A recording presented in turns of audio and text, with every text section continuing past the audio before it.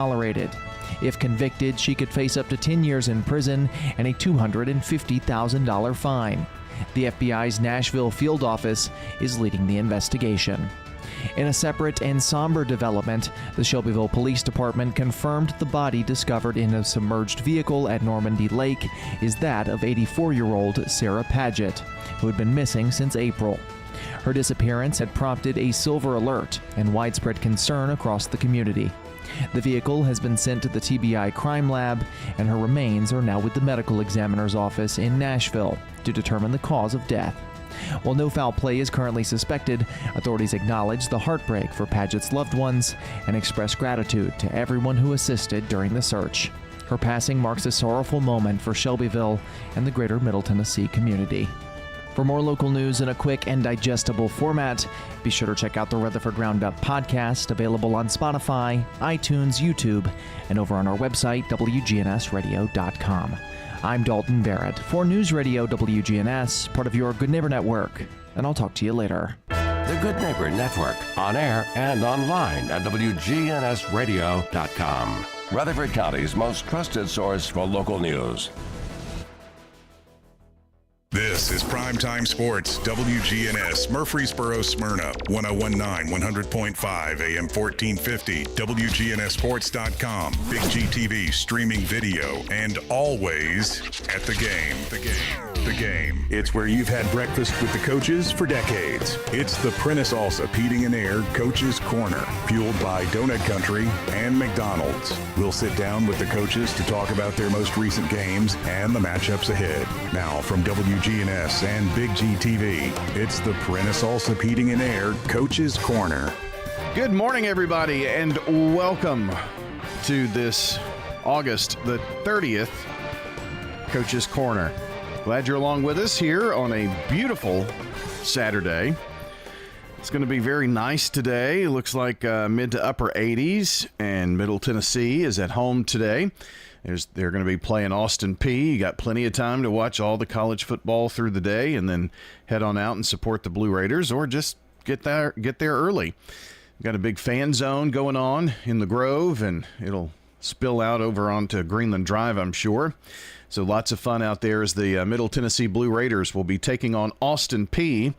Be sure to take some device to listen, because Chip Walters and Joe Dubin will have the play-by-play story for you beginning at 6 o'clock.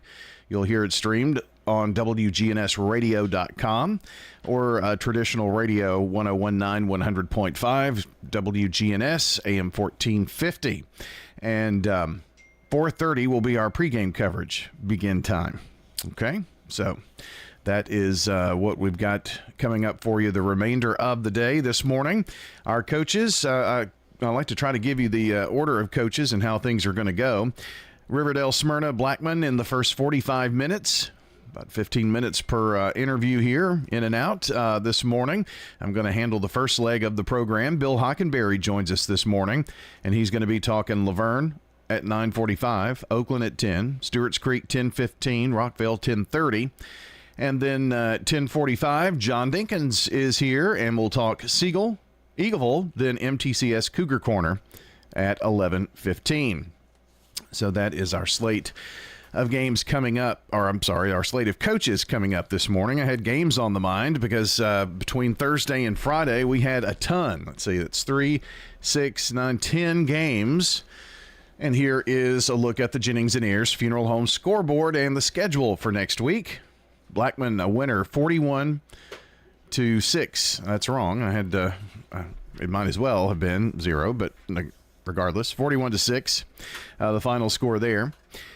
Dixon County defeated Laverne by a 38-22 final. It was Oakland romping Huntington, West Virginia, 49-0. Same for Riverdale, 35-0 over Father Ryan. Stewart's Creek on Thursday night, a win over Stratford, 49-18. Lebanon defeats Siegel, 35-3. It was Eagleville a winner last night, 42-0 over Community. Smyrna, a win at Hendersonville. Nice win for Coach Matt Williams, 31-20. Station Camp edged Rockvale, 32-31. Well, that's a tough one there, isn't it? And Grace Christian out of Franklin over MTCS by a final of 41-0. Next week, we jump into region play. MTCS will not have a game. That was, MTCS and PCA lost both the Kings Academy and, first of all, Webb, and then the Kings Academy. They decided not to have football programs, and MTCS unable to find a 10th game, so they will have a bye next Friday. Elsewhere, PCA will host Grace Baptist Academy. It will be Eagleville at the Tennessee Heat. Laverne will take on Rockvale at Laverne. That's a region game. Stewart's Creek at home versus Siegel. Smyrna will host the Oakland Patriots. And our broadcast game next Friday night, the Backyard Brawl, Riverdale versus Blackman. So we're going to talk about all of those games this morning. Last night's results, the Prentice Allsup Heating and Air Coaches Corner is on the way with the Coaches Conversation. Stay with us here on WGNS and Big G TV. Clark's Auction Company will get you top dollar for your property. Auctions are easy, fast, and profitable. I've always been a big fan of auctions. Get instant sale, no contingencies. That means the sale of your property won't depend on an inspection, financing, or appraisals. I've known the guys over there my entire life. Call Parks Auction and Realty or visit parksauction.com. Clark's Auction Company will get you top dollar for your property. Parks Auction Company, committed to auction excellence. Sold it to you, 27.5. If you need concrete work done, who would I call? Dan France Concrete. Here's why. He's local. He attended Walter Hill Elementary, Oakland, and MTSU. He served our community as a school resource officer for 9 years, and he's involved in the community. This is Dan with Dan France Concrete, wishing all Rutherford County student athletes a great season. Study hard, play harder, and be safe. Dan France Concrete is a licensed and insured residential and commercial concrete construction contractor serving Middle Tennessee. Check out danfranceconcrete.com online. Tennessee Electric. We see the lines that link us all, illuminating our neighborhoods, empowering our businesses, and helping us to recharge. Because we believe in the power of good energy. Whether it comes from our grids, the sun, or a kind heart. And as your family and our region continue to grow, you can trust that we'll always be there for you. Middle Tennessee Electric, bringing good energy. Looking for the best Blue Raider gear in town? Raider Tees has you covered. From stylish apparel and hats to unique MT-themed gifts and accessories, we've got everything a true Blue Raider fan needs. Whether you're headed to the game, shopping for a fellow fan, or just want to show off your Middle Tennessee pride, Raider Tees is the go-to spot. Stop by 111 East MTCS Road, right across from MTCS, and check out our unbeatable selection. Raider Tees, bigger, better, and go blue. Pizza. You can now order Murfreesboro's favorite pizza online at sirpizzatn.com. We've made ordering online a breeze. From sirpizzatn.com, tap on the location nearest you and begin your order for carryout or delivery. You can order the Royal Feast, create your own, spaghetti, calzones, everything right from our online portal at sirpizzatn.com. Sir Pizza, you made me love pizza again.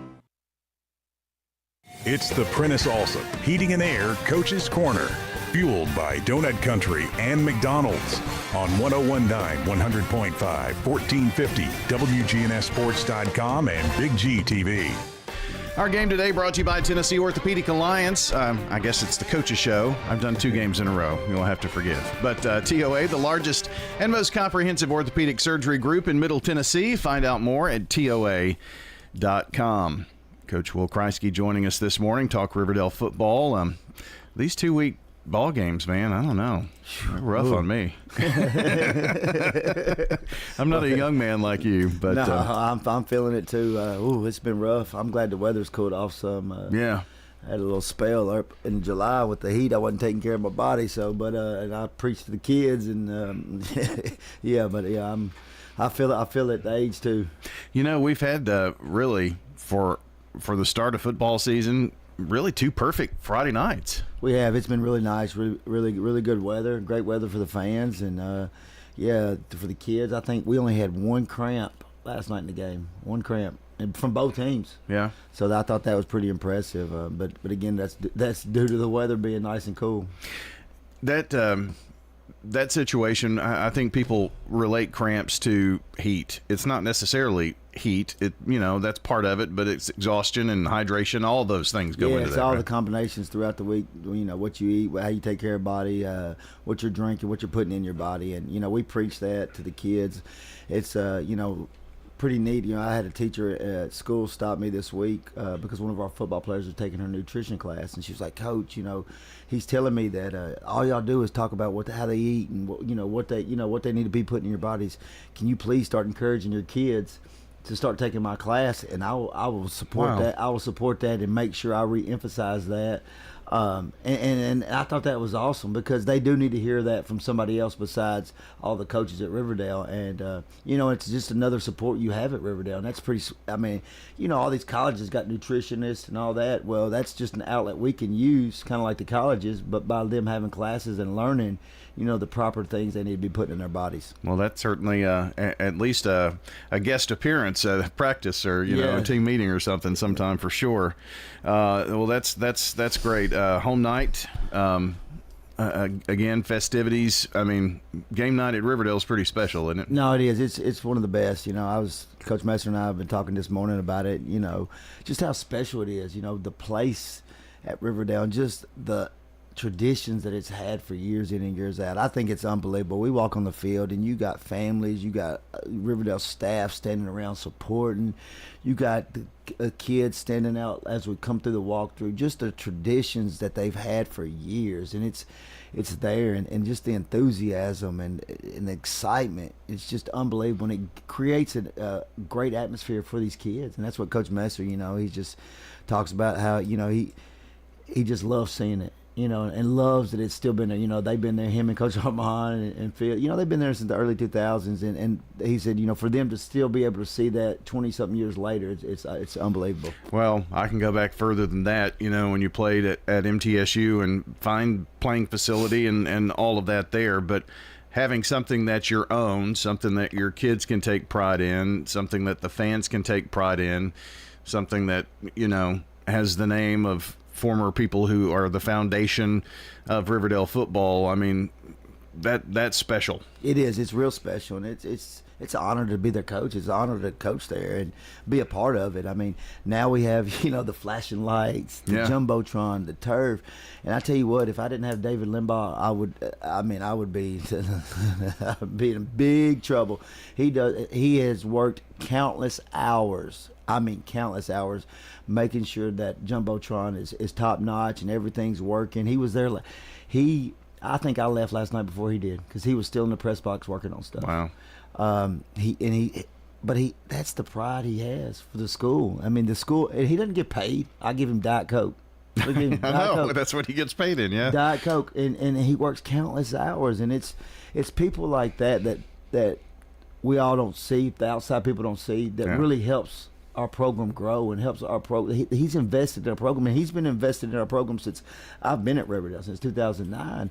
And he wants to create that atmosphere for the fans, for the players, for the students, and he has so much pride in the school. And it just gives me chill talking about it. When you have people like that that's involved, that's been around so long, it's awesome. We could talk about David forever, but all the days that his son played at Riverdale, and then that became a passion to help volunteer and make things work, and then that became a passion for him to go to school and take classes while working a job to be a teacher at Riverdale, and it's just it's really storybook worthy. And, no, it is. It is. You don't get many people like that. No. And for him to be the staple of Riverdale and what he does, it's not just football. It's basketball. It's baseball. It's anything.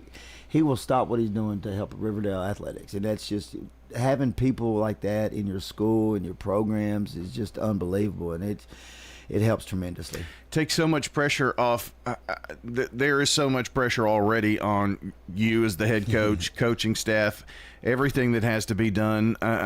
This is like a small business. It is. You are running a small business. By the time we have 162 players right now in our program.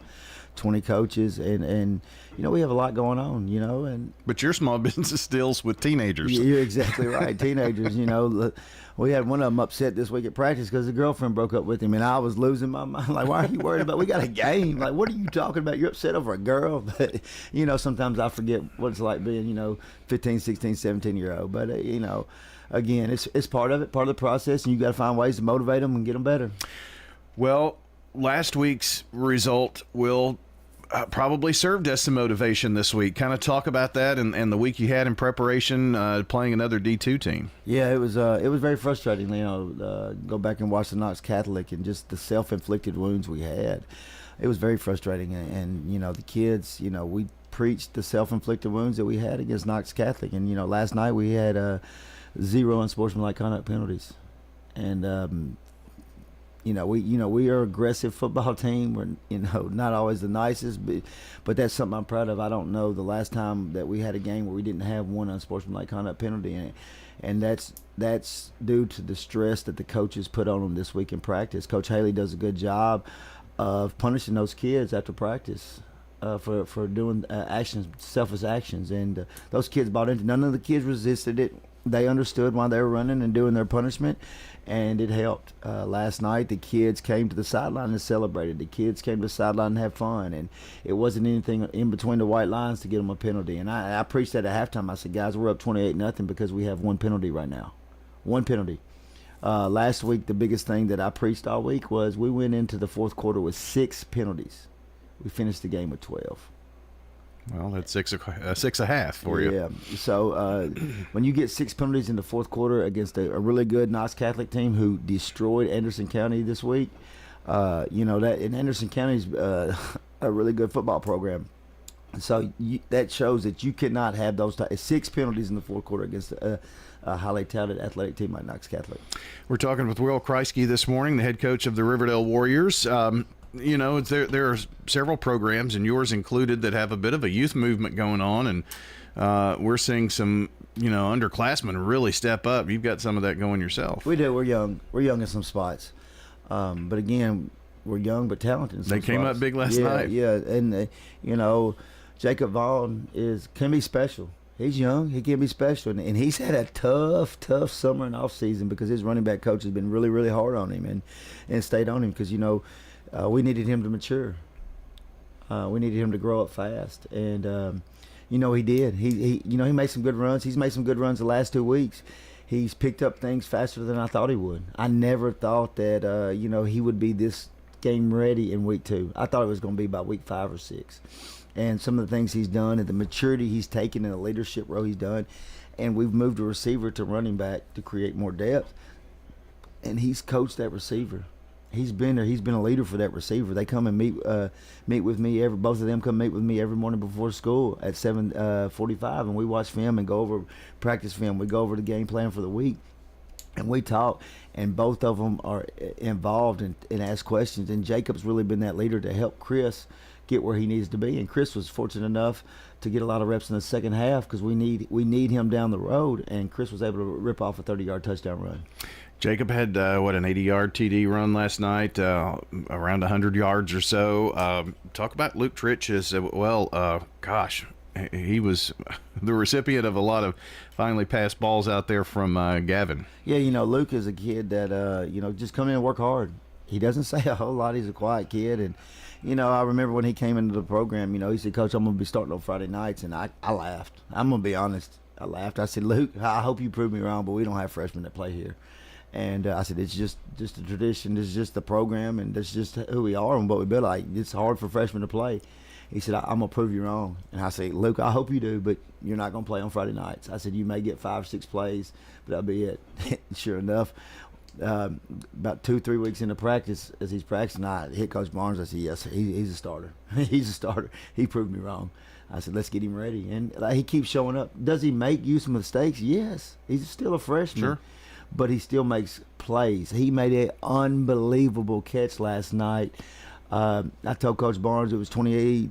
We were running our 2-minute drill, and I said, Coach, we got 2 timeouts. I said, let's take a shot, and then after the shot, we'll go from there. Well, Gavin threw it, and Luke made a catch over that. One of the best catches I've seen while I've been head coach. Well, last night he averaged 28 yards per catch. Yeah, as a freshman. As a freshman, so, yeah. I mean, that's good. But, again, it's just his work. He worked hard all off season. He's just a good kid. He studies. He sits in Coach Pelchat's right side and asks 100 questions. He wants to make sure that he knows what he's doing. And so, we got to keep getting him prepared and make sure he's ready each week and each out. Like, next week's going to be tough. We got Blackman. I mean, he's got to get ready for a big region game. But I think the Knox Catholic game helped him understand and see what he needs to do, so he's going to be ready for the Blackman game. Well, let's talk about the next thing up, and it's Blackman. It's the first region game. It happens to be, I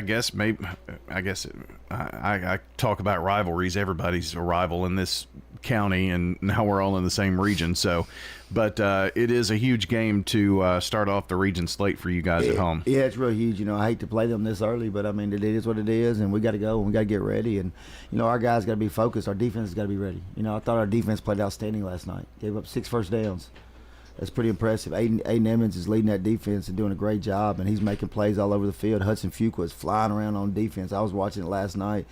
Man, those guys are flying around, and I got to keep that. Coach Rail's dialing it up, man. He just listening to him on the headset last night. He did a great job, and I'm extremely proud of those guys and how they practice them and prepare them each way. I mean, every week you would think that defense gets beat by 38. You'd think that defense, the way he gets after them in practice, you would think the defense every week gives up 45 points.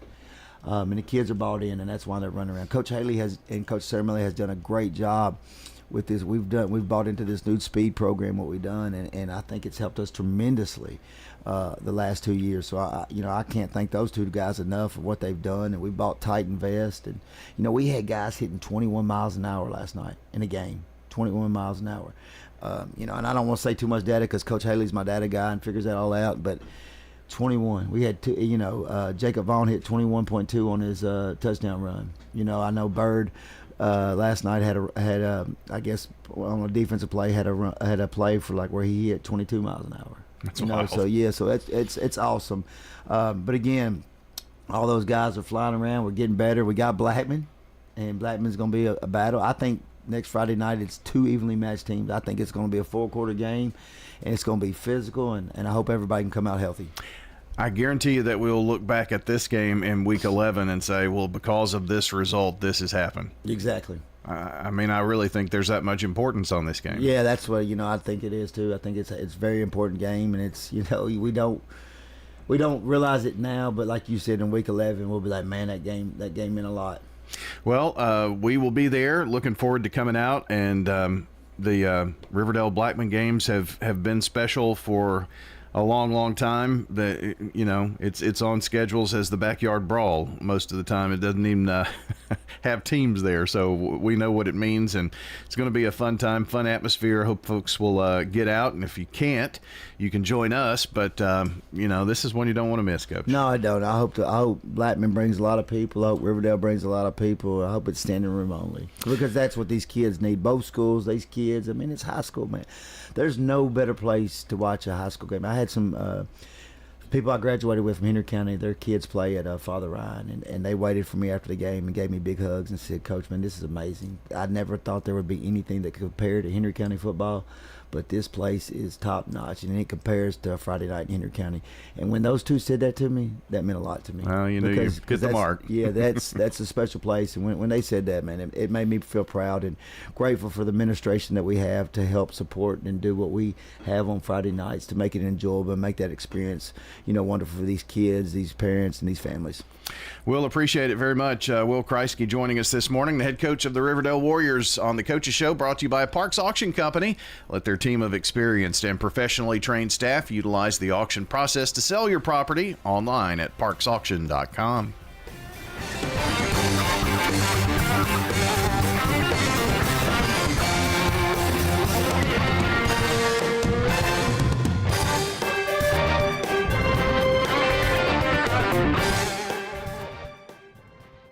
Rely on the experienced professionals at Prentice Allsup Heating and Air. If your old unit needs a tune-up, the professionals at Prentice Allsup Heating and Air service all major brands and even offer same-day service in most cases. Keep your home or business comfortable year-round. Call us today at 615-890-1311. Prentice Alsop Heating and Air, your Ring Pro partner heating and cooling contractor on West College Street, just under the Thompson Lane overpass. Online at PrenticeAlsop.com. Craig's Tax Service at 142 Heritage Park Drive offers complete tax preparation, financial, and bookkeeping services. This is Brett Craig with Craig's Tax Service. From personal tax preparation to business bookkeeping, payroll, and taxes, at Craig's Tax Service, our staff is here to help. Get help with your taxes. Call 890-2233 for an appointment. As a former Siegel Star football player, I know the importance of the high school sports experience. Good luck to all county student athletes. Craig's Tax Service, 890-2233.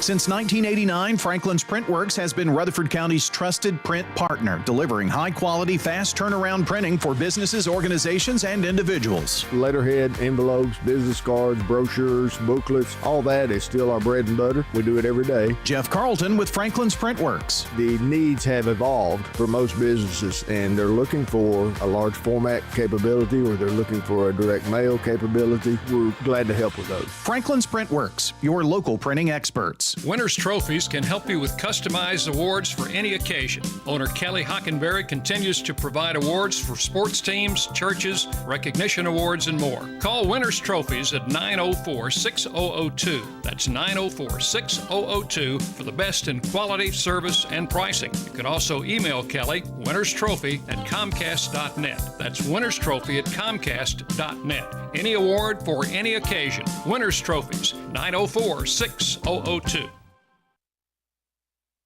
It's the Prentice Alsop Heating and Air Coach's Corner, fueled by Donut Country and McDonald's on 1019 100.5, 1450 wgnssports.com and Big G TV. Back on the Coach's Show, brought to you by Dr. Automotive, the cure for your car. Professional auto repair and maintenance from ASE certified mechanics and master mechanics. Check them out online at autorepair.smyrna.com. Speaking of Smyrna, the head coach, Matt Williams, joins us this morning. And, Coach, leave it to me to get us behind already, but appreciate you hanging on here with us. That's all right. I understand, Brian. Good to talk with you. When we get talking football and, region play starting next week and, all the excitement of everything going on, it's just a really, really fun time of the year. And, you guys have really done some things pretty remarkable. Going to Hendersonville is not an easy place to go and not an easy place to win, and you did that last night. Yeah, it was sort of odd night, and I'd forgotten. When I first started coaching this morning, we were actually in a district with Hendersonville, Gallatin, and all that bunch, and I'd forgotten how hard it was to get to Hendersonville High School football game, but we didn't get there last night till after 6 o'clock, and so it was a sort of a right from the get-go. We were sort of throwing off our schedule, but I thought the kids did a good job for the most part, getting themselves together and getting warmed up, and it was a little hectic to start with, but we didn't play like we probably wanted to, but you can't complain about a win on the road, especially at a place like Hendersonville. So I was proud of our kids and how they played in the second half because our backs were sort of against the wall at halftime, and I thought we answered when we needed to. Well, that's what I kind of was going to lead into the next question. To have some things go like that, I didn't know about the trip, but obviously I've made that trip, and if you don't leave and then you're at the mercy of who's run into somebody else in a fender bender or whatever. And it's just really not a very fun place to try to get to. But you did have to overcome some adversity and kind of made it close there at halftime. And then second half kind of rolled off and got some things adjusted and won the ball game 31-20 last night. Yeah, we started the game all the very first play of the game. They kicked off to us, and Zacchaeus McCarver had a 91-yard touchdown return, and so that was a big start. And we actually were ahead 10-0 for most of the first quarter, and then defensively, I thought we played for the most part, probably 85% of the time, 90% of the time. I thought we played excellent, but I thought we gave up too many big plays, and that was one thing we were worried about a little bit. You had some kids there, especially their quarterback, and they had a number 13 that could really run, and they popped some big plays on us. But, like I said, when it mattered, we answered, and offensively we were really stagnant the first half, I thought, and, had some guys show up the second half, and, that was a good thing. I don't know really what they have, at halftime and where you meet and do all those things. But all of that being different every place you go, especially when you go on the road, I mean, those are some of the things that make home a more comfortable place. But maybe it's easier to get your point across when things maybe aren't going exactly how you want it to, and to make some adjustments in the second half. But I've just heard people talk about how it's kind of a tough place to, at halftime, make those adjustments and things. I'm not sure. Yeah, I mean, it was, like I say, a rough environment, but, we got it done, and we're able to, make the adjustment we need to. I thought Mark Williams, offensive coordinator, made some really good adjustments to help us run the football in the second half. And they were doing some things to take that away, and I thought we did a better job blocking in the second half. Travell Gordon had done a good job running the football, but it was for rough sledding. And then R.J. Williams came in, and R.J. had ended up with 105 yards rushing and did some really good things. And Gianni Allen came in at quarterback. We had struggled, to be just honest, struggled throwing the football and executing the first half. And I thought Gianni Allen came in and made a big throw on a fade ball to get us down in scoring position. And so kudos to him. He had not played the whole first half. To be able to come in the second half and make a big play like that right off the bat gave us some energy.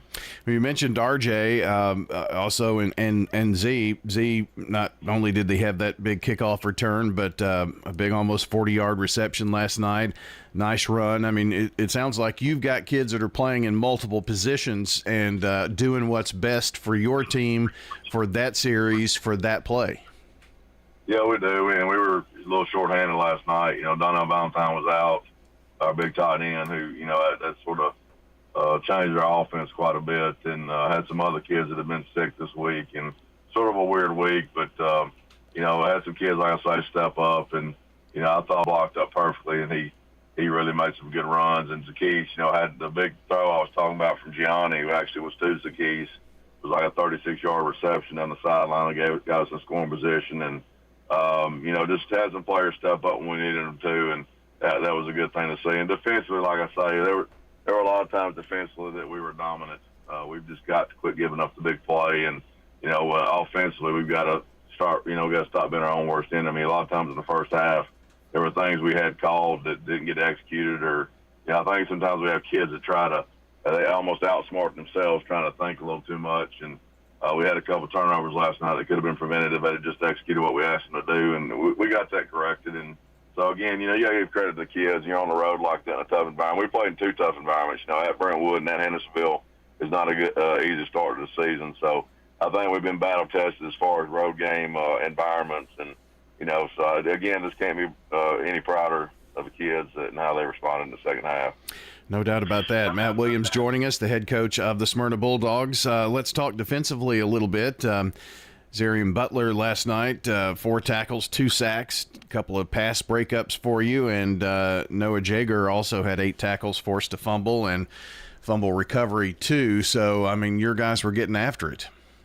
Yeah, Noah's been a kid for the last 2 weeks. Has played really well, I feel like, and last night I think he was really physical and had some tough assignments there on the edge, setting the edge and filling some inside gaps there, and was really good rushing the passer last night. Jerry Martin was a force on the D-line last night and made some big plays. And like you said, Zarian Butler, I thought played really, really well. And he's a kid that's come in and given us a little bit of a shot in the arm at outside linebacker, and thought he played really well. And I think Anthony Staples, when we watched tape, played well. And, they were doing some stuff in the option game that was giving us trouble. And, Coach Villarreal and our defensive staff did a good job adjusting that in the second half. They sort of shut that down.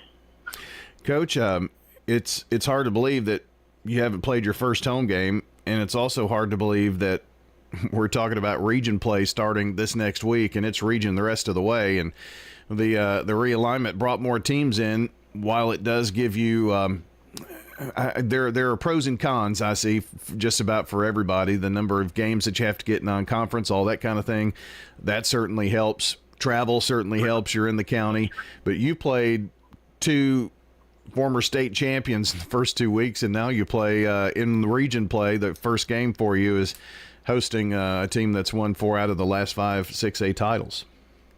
Yeah, I mean, it is what it is. And, that's why I think I was glad how our schedule set up as far as tough non-conference, to start off with. And obviously with Oakland, a great football team, or, there's not going to be a better football team you're going to play. And it's going to be a big challenge for us. We're excited about it. We're excited to be back in this region. A lot of people talked about that, but when it happened, I was sort of glad because I think it just gives you back more of your natural rivalries, and we want to be challenged. This game is no fun to not be challenged. I'm not saying we're challenging another region, not saying that at all, because dealing with Cane Ridge there a number of years when they were really good, that was not easy. But this region, obviously, every team you play is going to be extremely well coached and have really good players. And obviously, Oakland is the tone setter, or whatever you want to say, the standard, because the proof is in the pudding what they've done the last number of years. And Coach Creasy and his staff do a great job, and obviously got great players. And the Tut kid, I don't know a lot about their roster. I do know about the Tut kid. He's a stud, one of the best we'll see. And you got they had a kid move in that was a Shelbyville kid. I guess it was at Webb or whatever. I was really glad to see they got him. That's just another weapon. But it'll be a big challenge. But that's why you coach. That's why you play. We know we're up against a big challenge, and like I said, we gave up some big plays last night. We're going to fix that because with Oakland's offense, obviously they have a tremendous big play capability there. So we're going to have to be extremely sound in our gaps and our fits. We're going to tackle well, and obviously going to have to be disciplined in the pass game because they got that really good receiver. I've seen their quarterbacks in 7-on-7. They throw the ball well and are extremely athletic. So big challenge for our defense, but I know our kids will be excited about that. And, again, it's why you play the game. It's also you get to see where you're at early in the season. You go on a region play, and you're going to start with the team that many would say is obviously the overwhelming favorite to win the conference, so the region. So, we're excited about it. I think people talk about that, but, if you're worried about games like this, you don't need to be playing or coaching. Well, you've played in a ton just like this. So, but the fact that you get to be home, all the brand new things. It just seems. You got the new video board. You've made some improvements in facilities. You all have really emphasized that over the past couple of years, and this offseason have done some more. And I'm sure everybody is excited to get in front of the home Friday night lights. Yeah, we're excited about it. Got obviously the new video board. It'll be the first time doing that, and we're going to actually honor SRM Concrete and the Hollingsheads right before the game, so that'll be a neat deal. And we're just excited about our atmosphere we've created here, and we've been allowed to create through SRM Concrete and with our SRM field, and now with the big video board. So I'm excited about it. We're proud of what we've been able to do, and hopefully it'll be a great atmosphere that everybody can enjoy. Most certainly. Well, Matt, congrats on the win last night on the road, and at least you saved some of those air miles, so I don't have to travel next week. That'll be fun. Yeah, I look forward to that. All right, we'll catch you next week. That is Matt Williams, the head coach of the Smyrna Bulldogs, joining us on the Coaches Show this morning. Brought to you by First National Bank of Middle Tennessee. Now, if you're looking for a hometown feel with your bank, turn to First National Bank of Middle Tennessee, offering full-service banking and mortgage services.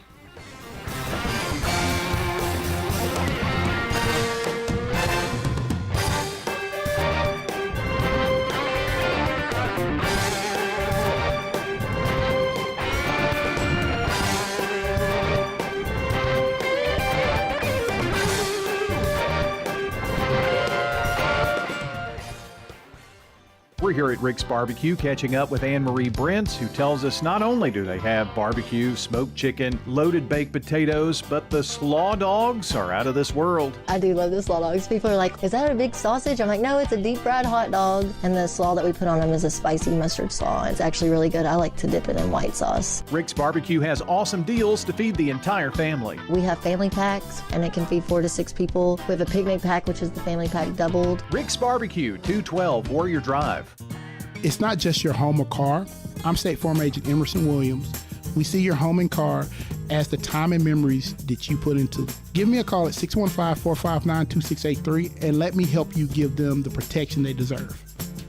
Your home, your auto. Together, they're where life happens. I'm State Farm Agent Andy Wommel. It's smart to protect them together to help life go right. Give me a call and let me help you save by combining your home and auto. Hey there, it's Brian, and as a customer of First National Bank of Middle Tennessee, I've seen firsthand how they go above and beyond. They have the Gateway and Memorial Boulevard locations, along with 9 more across Middle Tennessee. They make it easy to get the help I need, and I can always talk to a real person. That's a big deal nowadays. That's why I trust First National Bank of Middle Tennessee. They're always there when I need them. First National Bank of Middle Tennessee. We show up for you. Member FDIC, Equal Housing Lender, NMLS 401715. Tennessee Orthopedic Alliance takes great pride in treating local athletes here in Rutherford County. Experts in joint, bones, and muscles. And with over 65 specialists, TOA has a playbook to get you back in the game. To request an appointment, visit TOA.com or call 855-NEED-TOA. Tennessee Orthopedic Alliance. TOA. Live your best life.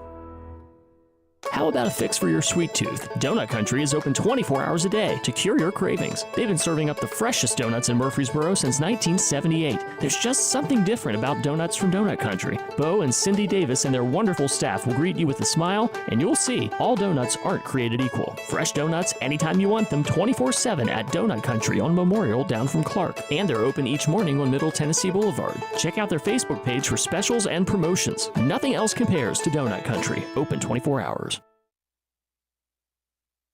It's the Prentice Allsup Heating and Air Coach's Corner, fueled by Donut Country and McDonald's on 1019 100.5, 1450 WGNSsports.com and Big G TV. Back here on the Coaches Show, and we're brought to you by the law offices of John Day. They've helped thousands of people get legal help when they've needed it the most. If you've been injured, call the law offices of John Day. Matt Kreisky is here. We're talking Blackman Blaze football here for the next few moments. And Coach Kreisky here is the reason that some of us, himself included, have not had much sleep the last few days, right? Yeah. Thursday game got us going a little bit early. Late night Thursday night, back at school Friday morning. Then last night, start working for next week's game, and so it's just been real busy. That's what Friday morning, taking my son to school, and he's like, "Dad, I don't think I like these Thursday games." He said, "We gotta go straight to bed when we get home," and I'm still tired. So yeah, and I don't know about you, but I was just kind of a little bit wired after the ball game, and I always am. Yeah. And so going to sleep was not much of an option there extremely early. But talk to me. I had a few people, and we've done these Thursday games for a little bit, but Thursday games are to help with some of the pressure with officiating. But how do you decide which games you want to play on Thursday and whatnot? I mean, it makes sense, fall break week, get a little early because people like to go a little early, and sometimes they go early. And if you play on Friday, the gates are not as, all of that makes sense. But a week two, how do you come up with that? Well, TWSAA assigned. Do they assign those? Okay. Assigned some Thursday games. Our Cane Ridge game and Rockville game was assigned by TWSAA for Thursday night games. Stewart's Creek, Coach Caudell called when we were doing the scheduling and asked if we would be willing to move it up, and we agreed to that.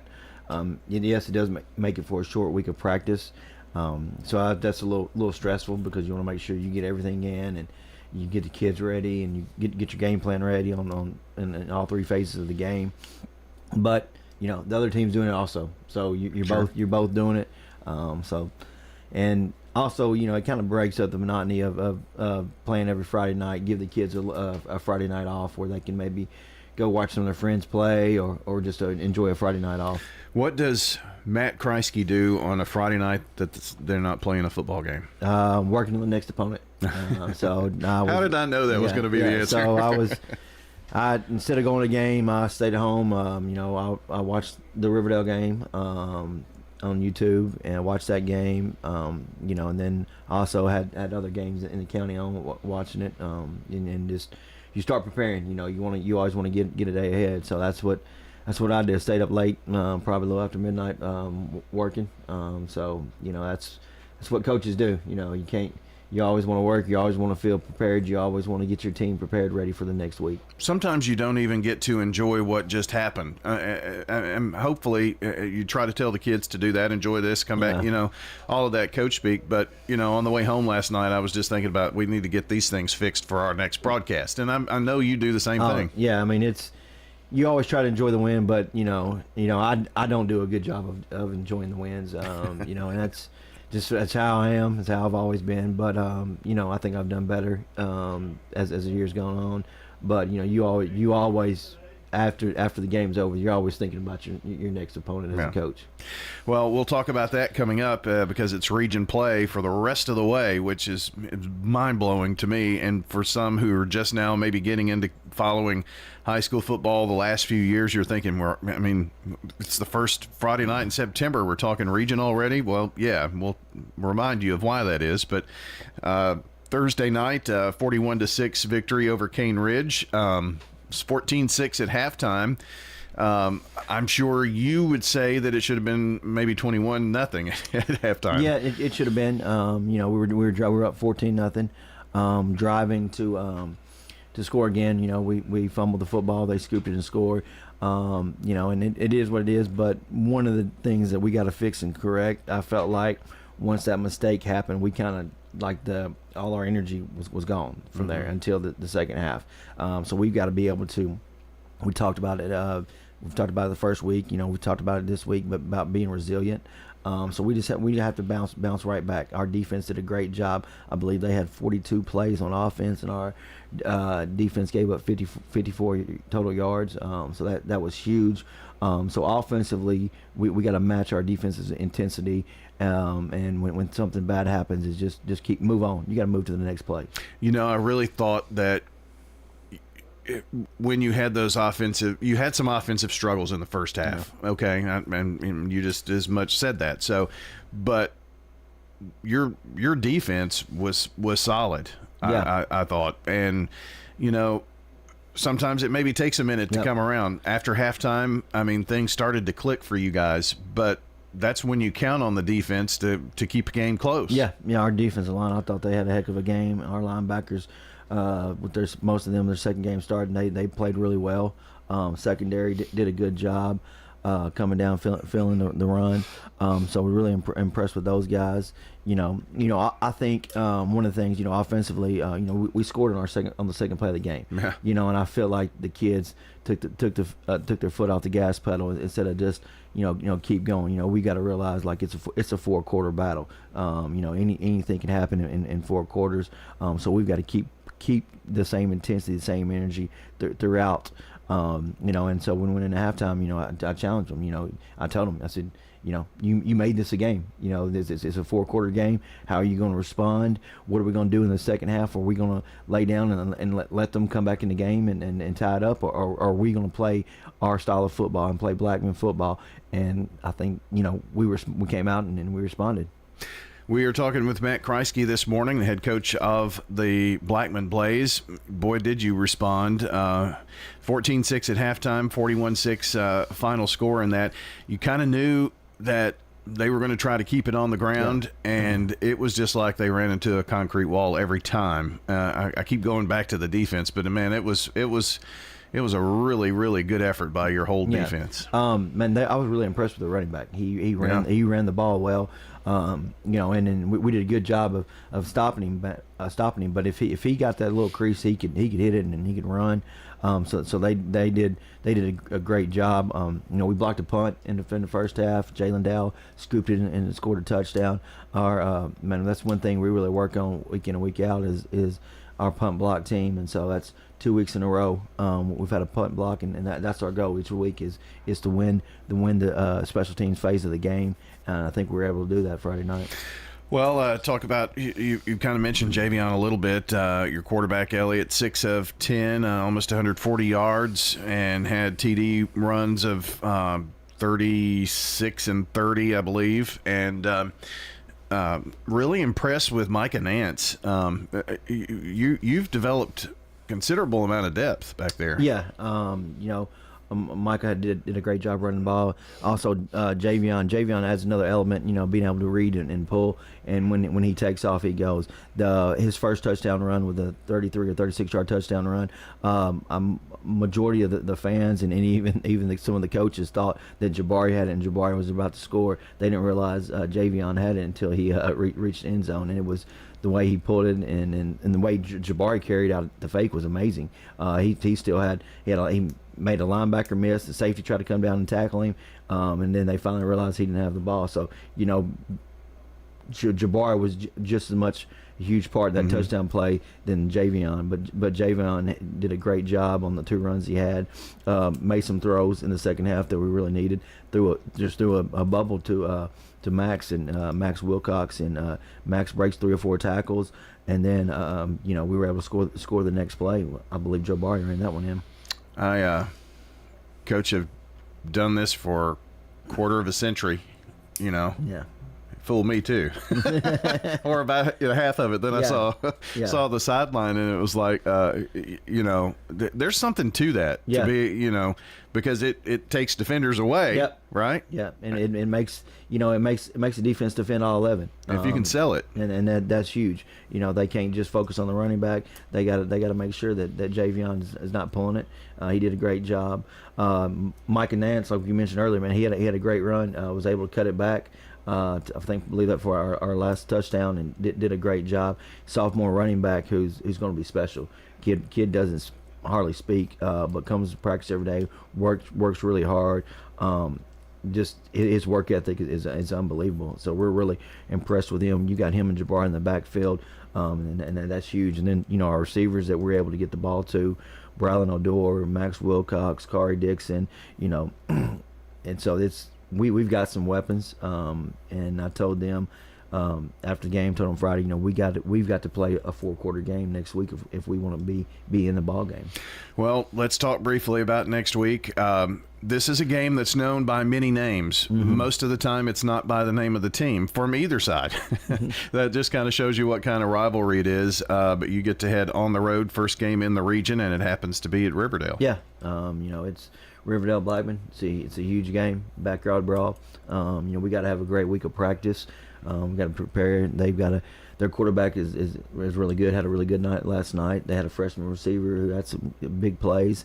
They're very athletic on the offensive side of the ball. Defensively, they got a great defense too. Those guys fly around the football, make plays. So it should be a good high school football game, very physical football game. And so you got to limit the turnovers, limit the big plays, and hopefully in the fourth quarter you're in the game to have a chance to win. I said to Will in the interview that this is a game, week 11, we're probably going to look back on and say how it affected the region standings. Yeah, I told the kids it's a playoff game. This is a playoff game. When you're in our region, playoff starts early. Like you said, this is an all-county region, so it's a huge game. Playoff implications on the line, and like you said, week 3. And that's not typical, but it is what it is, and and I think everybody in this county is up for the challenge. The region games are starting earlier. As a fan, as people in the community that enjoy watching high school football, I mean, you've played some really good teams up to this point, but it's just something special when it's Rutherford County versus Rutherford County, and that brings out great crowds and just excitement for the game. Yeah, this county is a football county. They love football in this county, and so all these region games next week's going to be huge, and you're going to bet at every stadium in this county it's going to be packed because people in this county love football. They love Friday night football, and that's huge. Well, we will have the broadcast of the game, but hopefully there will be 12,000 that show up, and we'll just do a broadcast for the 2 that can't make it. But we want everybody to be there, help support these local teams. It should be a fun atmosphere, and let's go region play here. So looking forward to it. Matt, enjoyed our time at Blackman. A really great atmosphere, and I told you before we went on the air, had it not been for your home crowd, I mean, they just really came out for you Thursday. I need to give a shout out to our crowd. They showed up, and it was amazing, all those guys showing up. But also Mr. Smith, Mr. Lawless, We were crunched with the video board. Everything got finalized. I believe Mr. Lawless was probably up there to 10 o'clock on Wednesday night, going through a run through, making sure everything was good. The Lee family did a great job of staying up there too, making sure, trying to get all the kinks worked out in less than 24 hours, and having that video board up, the lights flashing. You didn't notice anything that went wrong. It brought an extra thing to the crowd, to the energy, and it's exciting to see on a Thursday night that the Blackman community came out and showed. Most certainly did. Matt Kreisky joining us this morning, head coach of the Blackman Blaze on the Coaches Show, brought to you by Rick Hall, Rayburn Insurance Agency in Smyrna. Give Rick a call. Auto, home, business, life insurance needs, they'll handle it all. Rick Hall at Rayburn Insurance.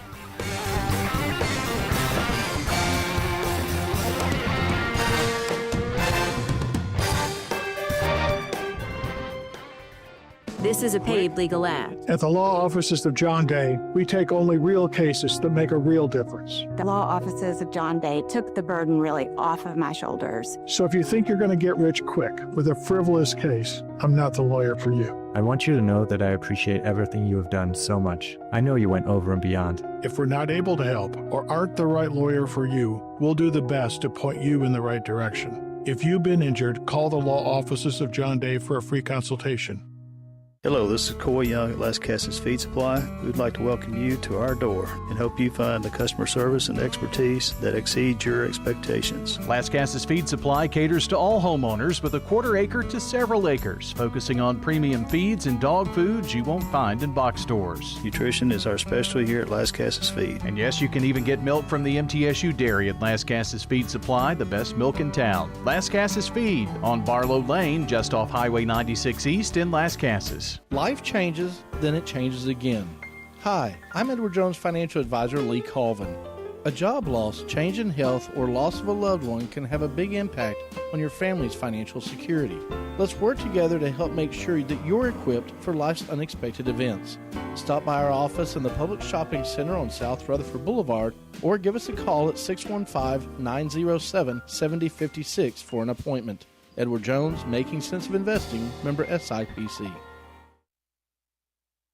It's the Prentice Allsup Heating and Air Coach's Corner, fueled by Donut Country and McDonald's on 101.9, 100.5, 1450, wgnssports.com and Big G TV. The Coaches Show is brought to you by Edward Jones Financial Advisor Lee Colvin, who will work with you to develop a complete, tailored strategy to help you achieve your financial goals. That's Edward Jones Financial Advisor Lee Colvin. And we are back on the Prentice Allsup Jennings and Ayers Funeral Prentice Allsup Coach's Corner with Laverne head coach Chris Johnson. Nice to meet you this morning, Coach. And I was just talking to you before we came in this morning, and it was a pretty exciting game last night for the Laverne Wolverines. It definitely was. Again, I want to say thank you to all of our fans and parents and student body who came out to support. We saw some very hopeful things last night, and it was encouraging for our kids. We've got to learn how to finish. You got to learn how to finish. And we were talking and going into the game last night. It was a 38-22 Dixon County win over Laverne last night. But Laverne, y'all were actually winning at halftime last night. And, that's building your culture. That's a big deal and a first step for y'all last night. Well, it was interesting because, we went in at halftime and, was such a great feeling for our fans and for our kids. And our message to them at halftime was simply this. Nobody wins games at halftime. We've got to play for 4 quarters, and we try to get those guys to think about it being 0-0 coming back out, and I think it was just an unfamiliar place for our guys to be winning at the half, and so we kind of learned a lot about what else we're gonna have to overcome. And that's you take steps, and last night was absolutely a big step for you guys. And you want to highlight some of the guys that made some big plays on offense last night for you? Yeah, first and foremost, we Drayton DeMoss came in and kind of got us settled a little bit. We botched some snaps early in the game, And Drayden DeMoss came in and kind of controlled the offense a little bit, and really proud of how he came out and played. Couldn't say more about Isaiah Welch. Played both sides of the ball, but offensively he ran the ball extremely well. And Jason Bitta-Baldwin, who did some great things, making big plays on special teams and on offense. So we're really, really proud of him, and our entire offensive line just kind of stepped up and played ball. You think about last week's performance where we get shut out. Then you come back and, we put up 22 points, and, everybody had all kinds of question marks about our offense, and we came back in a week later and put up 22 points. So the progression is there. We're getting better, and I think that's what we're going to take out of this. That's a big step from last week, from week 1 to week 2, and really, you're talking about your offense. What other things did you see from week 1 to week 2 that you really improved up on this week? Yeah, up front, our offensive line responded to the challenge. We were hard on them all week of practice, and they responded to the challenge of coming out and being aggressive. And we had some new guys in some new places. Michael Trotter, who came in at fullback, kind of created some space for our running backs, and he had a couple of carries, so that was really big for us. And I really want to commend our special teams. Coach Johnson and the special teams and what they were. We had some explosive plays, gave us great field position on kickoff return, so we had some plays there that I felt like put us in position to compete and win the game. Our guys we have to learn mentally how to come out and finish the game.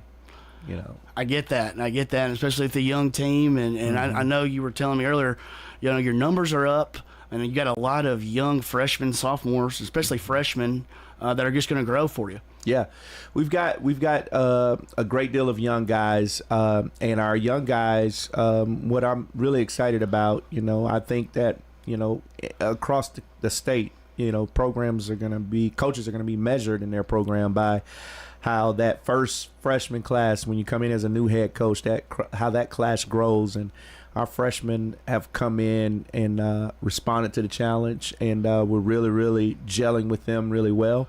And so our seniors that are there, picking those young guys up and kind of showing them the ropes a little bit.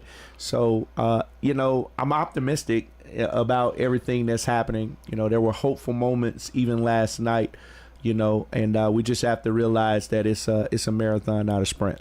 And, we talked about already on the offensive side, the defensive side. And, I think that even showed up in week 1. And, it sounds like last night you had some good defensive stuff last night, even though it ended up 38-22. But just talk right now, where do you feel like your defense is at this point? Yeah, defensively, I felt like we had some guys really step up. Kevin Ruiz came off the end. He had some big plays there off the end, had a sack. Isaiah Welch had an interception that really put us in great field position there to go down and score or be in position to score. Jacoby Green, he's not a guy that's going to, we don't hear about him on, the stat sheet all the time, but when you go back and watch the film, this is a kid that's consistently solid every single week. He does his job. Freddie Mills, our middle linebacker, phenomenal job. Kid's just giving me everything he's got every night. Isaiah Thompson, he's another linebacker. These kids are just playing hard. I think about the back end. Micah Payne played really, really well last night, our left corner. And, we're just, we're right there. Yeah. We're right there, and just trying to find out how to win is our biggest message to our team. And that's what I was going to get to next. Setting your culture. I know you can tell it's really starting to take shape. And coming into the situation you're in, what goals were you trying to accomplish? What is your culture going to be about at Laverne? Well, we told the guys, we said if we could pass a couple of tests. One was the fight test. We know this team will fight. We've come back out and fought, as hard as we could. Just the mental mistakes and the penalties kind of hurt us at times. So we definitely want to have an identity that we'll fight. And then we want to talk about finishing. I think that's our next test, is when we get up, staying up. We've got to learn how to finish those moments. We told those guys at halftime, Dixon is a great football team. They're very well coached. We knew they weren't going to come out and lay down. We knew that they weren't going to come out and quit. And so just getting our guys to come back out and finishing what they started, I think are the messages that we're trying to get accomplished year one, is, learn how to fight, learn how to finish. And, you got a good opponent starting into region play next week. You have Rockville coming to y'all's place. I know y'all are going to be really excited. We were talking earlier, I know you have 7 home games this year, which I know y'all are going to be excited about. But getting into region play, how do you feel about that? And what's your message to your guys this week? Our message is, the season starts Friday. I mean, it's just that simple. We're going into region play. Rockville is a team. I do believe they lost last night. They did. So both teams are 0-2. And we get to come into this Friday with an opportunity. Somebody's got to get their first win, and somebody's going to get their third loss. So we have an opportunity to go out there and compete and try to get that first win against Rockville. That's our message. Well, that's it sounds like things are going in the right direction, Coach. Talk about last night. How was the crowd last night, and are you excited for them to come back out next Friday? Our crowd was electric. Our cheerleaders, our band, our student section, the parents. It was electric. And again, I think one of my disadvantages is I don't have much steeped Laverne history, so I don't know what the past was like. But what I do know is that our fans were there. They were loud, and you could tell we're trying to build something special, and we're all trying to do it together. So. And that's it. Well, Coach, good luck to you next week. We look forward to seeing how that goes, and we know you're growing the culture, and Laverne football is going to be back here pretty soon. We appreciate it, Coach. Thank you so much. All right, that was Laverne head coach Chris Johnson.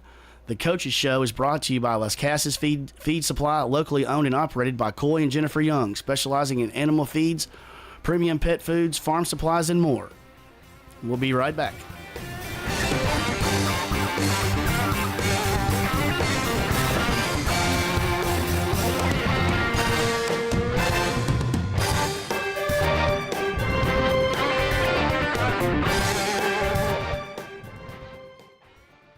Frustration many are feeling is real and justified. Kenneth Barrett said that after the county commission denied raises for deputies this year, and as sheriff, fair pay will be a top priority. We need to figure out how we can get ours comparable to other agencies and start communication with the county commission to try to get less steps at a higher percentage. With nearly 30 years at the sheriff's office, Barrett brings servant leadership, accountability, transparency, and fairness. Learn more at KennethBarrettForSheriff.com. Paid for by Kenneth Barrett for Sheriff, J.M. Stewart Treasurer. Life's too short to stress about insurance. That's why Ray Call at Rayburn Insurance is here to make sure you have the right coverage without all the hassle. He'll work hard to provide you with personalized service and finding the best solutions for you and your family. Whether you're looking for auto, home, or business insurance, Rick Hall's got you covered. Rick Hall at Rayburn Insurance Agency. Let him handle the details so you can focus on what really matters. Head over to J. Mullins Jewelry to check out their selection of rings, watches, custom designed jewelry, and much more. They're a local business located at 352 West Northville Boulevard right here in Murfreesboro. They have gifts for all occasions, weddings, graduations, anniversaries, whatever you need, you can find it at J. Mullins Jewelry. That's at 352 West Northville Boulevard or online at mullinsjewelry.com. Craig's Tax Service at 142 Heritage Park Drive offers complete tax preparation, financial, and bookkeeping services. This is Brandon Craig with Craig's Tax Service. We're proud to support all Rutherford County athletes. Craig's Tax Service reminds you that it makes sense to get help with your taxes. Call 890-2233 for an appointment. We've been serving Rutherford County since 1988. Craig's Tax Service, 890-2233. We're just off Memorial Boulevard at 142 Heritage Park Drive. It's the Prentice Allsup Heating and Air Coach's Corner, fueled by Donut Country and McDonald's on 1019 100.5, 1450 wgnssports.com and Big G TV. The Coaches Show is brought to you by Prentice Allsup Heating and Air, family owned and operated since 1977. Get the best service with Prentice Allsup Heating and Air online at PrenticeAllsup.com. And we are joined now by Oakland head coach Kevin Creasy, the Oakland Patriots with the big 49-0 win over Huntington, West Virginia last night in Kentucky. Good morning, Coach. How you doing this morning? I'm doing good. How were the travels? Obviously, a successful road trip to Kentucky last night. Oh yeah. You know, chartered a couple buses. Only got lost once, so that was good. Had a little trouble with the GPS. That tells you how far, in the Appalachians we were. I guess the GPS might have quit working. Next thing you know, we're in a small town, wondering how to get to Eastern Kentucky for the walkthrough. So it was a good trip for us. Like I said, EKU opened up their facilities. Coach Wells, whose brother coached forever here in the county, Bobby. He opened it up for us, and Walt had a big game today that they had to worry about, but then let us walk through and went up to Winchester to play in a bowl game. They got 4 games on slate for high school football, and then they've got some smaller games playing this morning. But it's a big deal to raise some money for their Hall of Fame, and they had a good crowd there. It was really impressive. Their facilities. I think it was called Clark County Hall of Fame Bowl. And like I said, they're trying to get different opponents that normally don't run into each other. And Huntington High School out of West Virginia, lost to the state champs last year in the playoffs by 1 point, went for 2 and didn't make it. So we knew we had a quality opponent, but and for 2 quarters, it was back and forth. It was a really slugfest, and we were up only 6-0 going, 6 minutes into right before halftime. So our guys turned it on right there before half and had some quick scores and put the game away in the third quarter. Yeah, and it sounded like you had some big special teams plays last night that really set you up to score some points. Yeah, I'm trying to look at, I was like, man, I cannot believe we won 49-0 because I saw those guys on film from last year just beating people to death. And the big part, I think they suffered from not having a game last week. Not playing a game. They had a scrimmage, and we swapped the scrimmages with them, and their varsity probably played a couple series, and that's it. And so for a couple series, they did really good against us. But Craig Tutt started things off right, with a big second down sack. I think he sacked their quarterback for a 20-yard loss. Wow. And so got them out of field goal range. And next thing you know, we're taking over. And like I said, special teams for us. You could tell they've been working on a lot of stuff, but their punt protection, had a couple issues. But part of it is the speed we have on defense. We turn right around and go with our punt block team, and we blocked a punt for a touchdown. We returned a punt for a touchdown. We returned a kickoff all the way down to about their 9-yard line, and then we also had some big plays on defense, a sack, a scoop and score. Cullen Williams had a touchdown, but he also sacked a guy and stripped him, and that allowed Trayvon Jackson to score on defense. So there were some big plays. Justice Haggard blocked the punt. Cullen Williams scooped it up, and Cullen's one of the fastest guys on our team, and he plays linebacker. And so they weren't going to catch him. And like I said, it was one of those deals where they had to kick off to us, and you're looking at Craig Tutt, and you got Craig returning it back deep, and so they try to sky kick, and they end up kicking to Joel Wyatt, who's committed to Tennessee, and he's taking it all the way down to their 9-yard line. So it was like pick your poison with all our skill guys that were on the field. So, you got to give a lot of props to our special team coordinator. Marcus Bronson does a great job of putting guys in position. And I remember the day he told Joel. He's like, now we're putting you up here and you're going to have to block, but they're not going to kick it deep many times, and you'll probably get to touch the ball. And sure enough, I mean, it was prophetic and it was right, and he changed the whole ball game. Well, and in special teams, that's a lost. A lot of people don't take it as serious as y'all do, and that can win and lose you a lot of football games. Oh yeah. I just got through hearing Matt Krosky talk about back-to-back weeks he's had blocked punts. So that's how important it is in this region, because you got to take advantage of opportunities. And sometimes you got to create your own opportunities. And like I said, those guys, they were getting after us early, and we made some made some plays on special teams, and like I said, had a big win, and just ended up blowing the doors off with the running clock, and just really surprised at the score, but really proud of our kids on such a long road trip coming out with a win. Absolutely. And you have I really love your philosophy of going out and you challenge yourself, week 2, week 3 every year. You go out of state. The kids get to taste that, and I know that's a big thing for the kids to see that, and they're working all summer building up to, you're going to go play Huntington, West Virginia. Last year it was in Texas. It was a great experience for your guys. But talk about kind of how your philosophy on that, and kind of what that means for your program. Yeah, it's one of those deals where you always believe you got to go on the road in the playoffs. If you really want to play Week 15, you got to go on the road at some point and win away from home. There's a reason people are favored a lot of times at home whenever it's a straight up matchup, but ultimately we try to find a place where we got to go on the road, a quality opponent, and the biggest thing is find somebody away from here.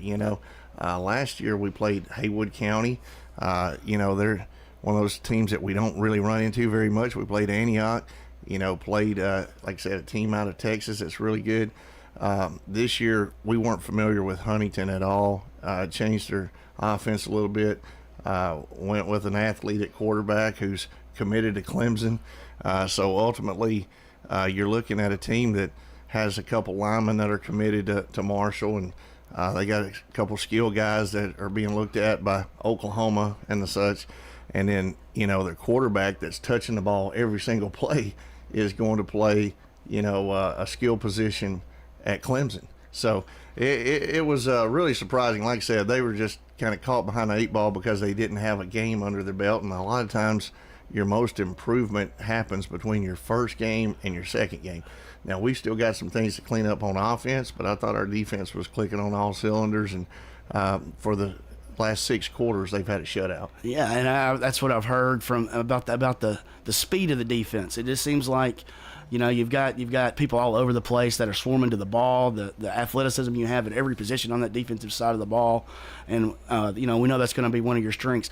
Let's talk about your offense and how your quarterbacks have done so far. How do you feel about that? Where they're at in their in their progression? I know one of them's a freshman, one of them's a junior, and they're two dynamic players. Yeah, they're both first-time starters for us, and Dante Cameron is the junior. He had a couple big runs last night, but he also threw a 50-yard touchdown pass, so he's a dual-threat guy. Cam Morton, he's known for his arm, but there was a couple times where our protection broke down, and he made some plays with his legs, and for the second week in a row, we dropped a huge bomb that he threw. So we're going to have to start catching the ball 50 yards down the field, because that kid can sling it. And like I said, 2 weeks in a row, he's been robbed of big touchdown opportunities by drops. But yeah, for them to come out and be as efficient as they are, some guys love their quarterbacks to pat their stats and all that, I don't know if that's the way to go this these days with kids patting their stats, because you just don't know who they're patting their stats against. Exactly. And what we look for is efficiency, and ultimately the category for stats that we look at is wins. And so these guys are 2-0, and they're a big part of us being 2-0. They run the offense well. They take advantage of what the defense gives them, whether it's a quick pass or a screen or one of those gifts that they get. Sometimes whenever the defense bails, those are good, but then they take a shot play and really take advantage of what our defenses are showing us, and then ultimately when they pull it down and they can use their legs, that just makes it hard on a defense. Well, we appreciate it, Coach. I know next week you open region play against Smyrna, and I know you're going to be excited about that to get that going. Yeah, it's one of those deals. We still have been playing Smyrna in JV and freshman ball over the last 10 years I've been here, but it's been 10 years since we've played them in varsity. And, that's going to be one of those deals where already week 3 we're in region play, and it's a very important game, and it's on the road. And so hopefully we got some kinks worked out with our replay system that kind of failed us last night. Our camera system, was a little iffy at times. So hopefully we can get some of those kinks worked out because Smyrna's got a great team. And ultimately we went down to the wire Monday night, with a JV game. I think it was 12-6, and they had the ball on the 3-yard line. And then our freshmen ended up losing to Smyrna, which is like our 4th loss in 10 years at the freshman level. So, yeah, they've got it going. Coach Williams has got a program over there. He's running a football program. It's not just a team, and he's not just a fly-by-night guy that's going to look for the next job. He's settled in. That's his home. Him and his brother are doing a heck of a job of putting together a staff, and then ultimately they got him a good football program. Well, we look forward to seeing that one next week, Coach, and we wish you good luck. And this was Kevin Creasy, head coach at Oakland, and the Coaches Show is brought to you by Prentice Allsup Heating and Air, family owned and operated since 1977. Get the best service with Prentice Allsup Heating and Air online at PrenticeAllsup.com. Appreciate it, Coach.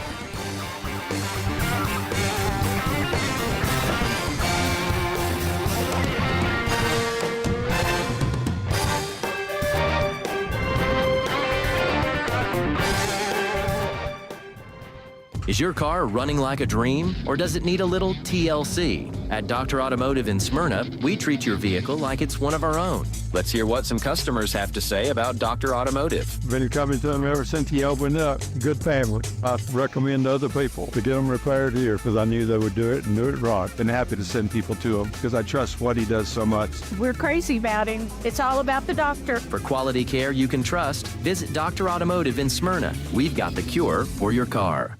For 27 years, Kenneth Barrett has proudly served the Rutherford County Sheriff's Office and now asks for your vote for sheriff. He started at age 20 as a detention officer, working his way up through patrol, narcotics, and interstate crime operations. He's led specialized teams while keeping transparency and fairness at the forefront. Kenneth Barrett for sheriff means proven leadership you can trust to keep our community safe. I'm Kenneth Barrett, running for Rutherford County Sheriff, and I'd appreciate your vote. Paid for by Kenneth Barrett for Sheriff, J.M. Stewart Treasurer. Clark's Auction Company will get you top dollar for your property. Clark's has a team of experienced auctioneers and realtors who make selling your property simple. Whether you're selling your home, farm, or have an estate to settle, auctions are easy, fast, and profitable. You don't have to worry about the hassle of updates, repairs, or showings, and you'll receive multiple offers on auction day. Clark's Auction Company will get you top dollar for your property. Clark's Auction Company, committed to auction excellence. Sold it to you, 27.5. You've heard people say, you know your work by your name, but there's no better name for residential and business concrete work than Dan France Concrete. From basic slabs to decorative stamping, for your next concrete project, call Dan France Concrete, 615-642-5152. This is Dan with Dan France Concrete, wishing all Rutherford County student athletes a great season. Study hard, play harder, and be safe. Trust me, Dan is committed to the community and will offer you a great product. He'll stand behind his work and make sure you're satisfied with every aspect of the work. Dan France Concrete. At Middle Tennessee Electric, we see the lines that link us all, illuminating our neighborhoods, empowering our businesses, and helping us to recharge. Because we believe in the power of good energy. Whether it comes from our grids, the sun, or a kind heart. And as your family and our region continue to grow, you can trust that we'll always be there for you. Middle Tennessee Electric, bringing good energy.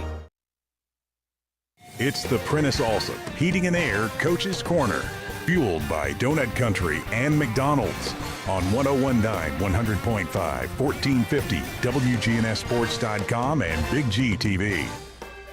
The Coaches Show is brought to you by Craig's Tax Service, specializing in personal and business tax preparation, financials, and bookkeeping services. Find out more at CraigsTaxService.com. And we welcome in Stewart's Creek head coach Ben Caudill this morning. How you doing this morning, Coach? Good, Coach. Good to be with you.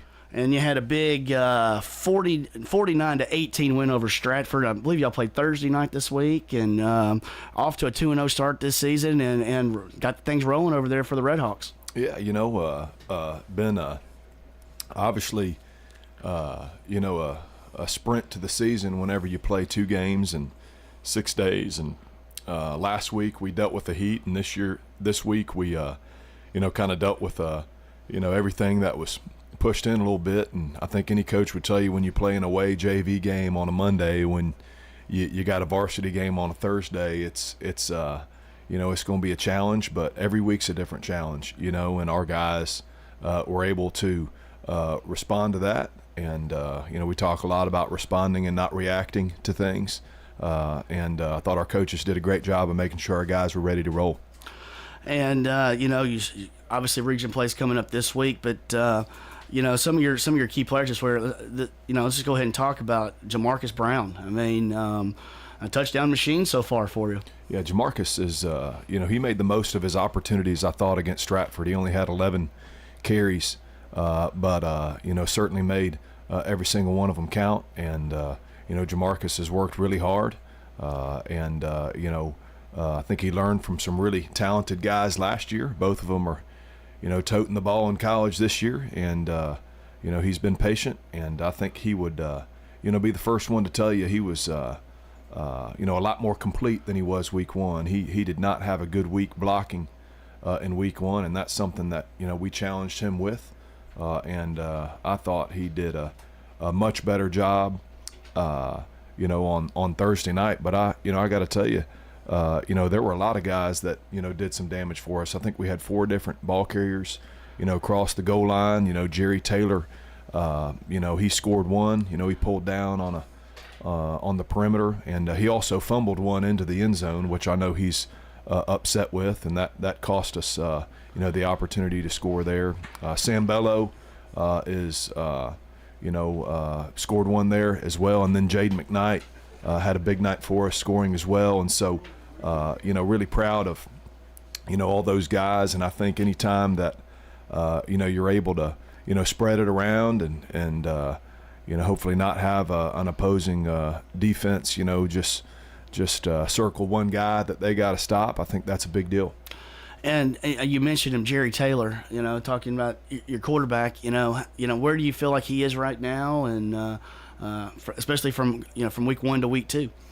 Yeah, Jerry's he's grown a lot, I think, and he's seeing the field really well and seeing opportunities that are there for our offense, and getting us in the right opportunity. That's something we, ask him to do as a quarterback, as a leader. And, I'm his coach. And so I'm, I think as hard on him as anybody, and certainly, encourage and love him as much, equally, when those moments arise. But at the end of the day, I feel like he's an extension of me, on the field, of my character, and the brand of ball that I want to play has got to be reflected in the guy that touches the ball every snap.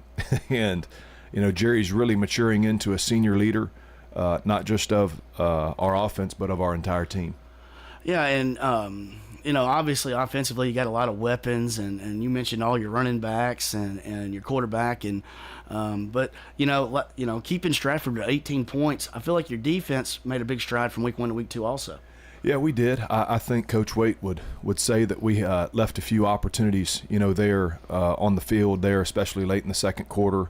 We had a very well-timed pressure that their quarterback, who's a great player, barely made us miss, and then we kind of got lost in coverage, and they got one there, and we jumped off sides once, and had, I think, 2 defensive pass interferences, which was frustrating, and I think we had a chance to kind of close that game out a lot sooner than we did. But I'm proud of Daniel Johnson. Had a big pick there in the third quarter. I thought that was very timely. Senior leader there for us at outside linebacker. And I think we got some guys that are really kind of growing up a little bit, which is really good. And as we enter region play, that's what we're going to need. Yeah, and talking about region play, and starting it up this week, you have Siegel coming to y'all's place, and one thing that I've noticed over the last few years, I know you've been developing this since you've been there, but the culture you've established, I feel like your guys now believe you're going to win every time you go out there. Well, I tell you, I think it's a lot more about just what happens on Friday night and winning on Friday night. I think I think at the end of the day, you want as a leader. And David Martin told me this. I didn't get to coach with him at Stewart's Creek, but he told me, sent me one time that, your team is going to take on your personal character as the head coach, and what's that going to be? Is it going to be emotional? Is it going to be one that, lives for the lights, so to speak, or is it going to be one that, wants to execute on a daily basis? Is it going to be one that's disciplined? Is it going to be one that, stays composed in big moments? And, I think this team is learned from a really good bunch last year. Last year we were very unselfish, and when they were challenged, they responded immediately. And this team right now, is still getting to that point where when they're challenged, they accept it. They respond to it. They crave coaching. How can I improve? Caleb Floyd, scored more touchdowns last year than any player in all of 6A football. And, he comes to me, Coach, how can I improve? And that's the mindset that we're slowly getting to with this group. And when you come off, a season like last year and we got to replace the guys from last year, sometimes teenagers, I think, well, we can just make it happen again. And that's not the case. And so there is a whole lot left for this team. And we have not even come close to playing a complete game yet. And, those are the things as our leader that I need to make sure we stay focused on. And then that's got to be exciting being 2-0 right now and not having to have a complete game so far. Yeah, I think Centennial, they scored, 48 points last night. And they're clearly a really good team, and a bunch of the teams they're playing have already reached out to me, and they're not playing them for several weeks. And so, I think us getting that one and was a big deal. They had a quarterback that played in the playoffs for Page High School, and all of a sudden he's at Centennial now. And so and then Stratford, their head coach's son, is on their team. So I think anytime you're coaching against somebody whose son's on that team, he's going to be more invested than he's ever been in that season. And so Coach Law certainly has that this year with coaching his son. And so but I told our guys, we'd trade the previous two for one Friday night. This is a new season that starts fresh. And we hadn't played Siegel since 2022. We played them after fall break, those 2 years in 21 and 22. And so certainly catching them a little bit earlier this year. It's region play. And so anything you do leading up to that point is really just meant to, in my mind, prepare you for what's to come when the region slate begins. Yeah, and it does. It starts Friday night. Region play starts, and what are you looking for this week from your guys as you get ready to start that region gauntlet in this county and playing against a good Siegel team? Yeah, I think the temptation is always, your opponent. But to me, we've got to improve. We've got to become a better football team this week. We've got to be more disciplined, in several phases. I think there's penalties that are really frustrating as a coach to see. And at the end of the day, it's what I allow to happen. I'm our leader, and that's my product on the field in all three phases. And so, we've got to clean a lot of things up. We're playing a really good Siegel team that's, gone on the road the last 2 weeks and played a very good Cookeville team and a very good Lebanon team. And so they're used to being on the road, and, we're going to need to put these last 2 weeks behind us and put a great product on the field Friday night. Very excited to host a very quality, well-coached team. Coach Renshaw came into Siegel the same year that, I took over our program at Stewart's Creek. And so we've, kind of raised our programs up together, simultaneously. And so it's going to be a great night. Very excited, for our program. And it's going to be a barometer for us to see exactly where we are as a program.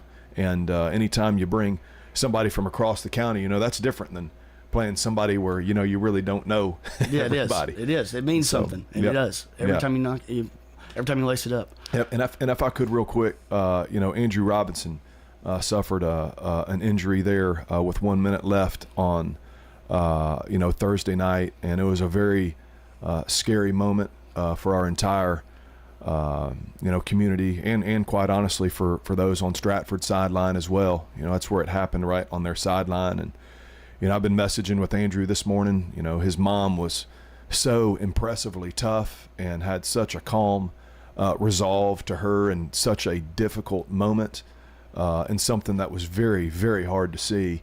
And our principal led a great prayer there, that was very touching and very timely, and just but God is good. And Andrew, his message this morning was really the shot in my arm that I needed this weekend, and it's going to be something I know that is going to be transformed into a positive for our team as we move forward. Yeah, our thoughts and prayers are with him as well, and we appreciate it, Coach, and good luck next week. This Stewart's Creek head coach Ben Caudell, appreciate it, Coach. The Coach's Show is brought to you by Sir Pizza, whose 3 Murfreesboro locations offer a huge selection of mouth-watering pizzas, sandwiches, pastas, and wings. Order your favorite pizza online at sirpizzatn.com.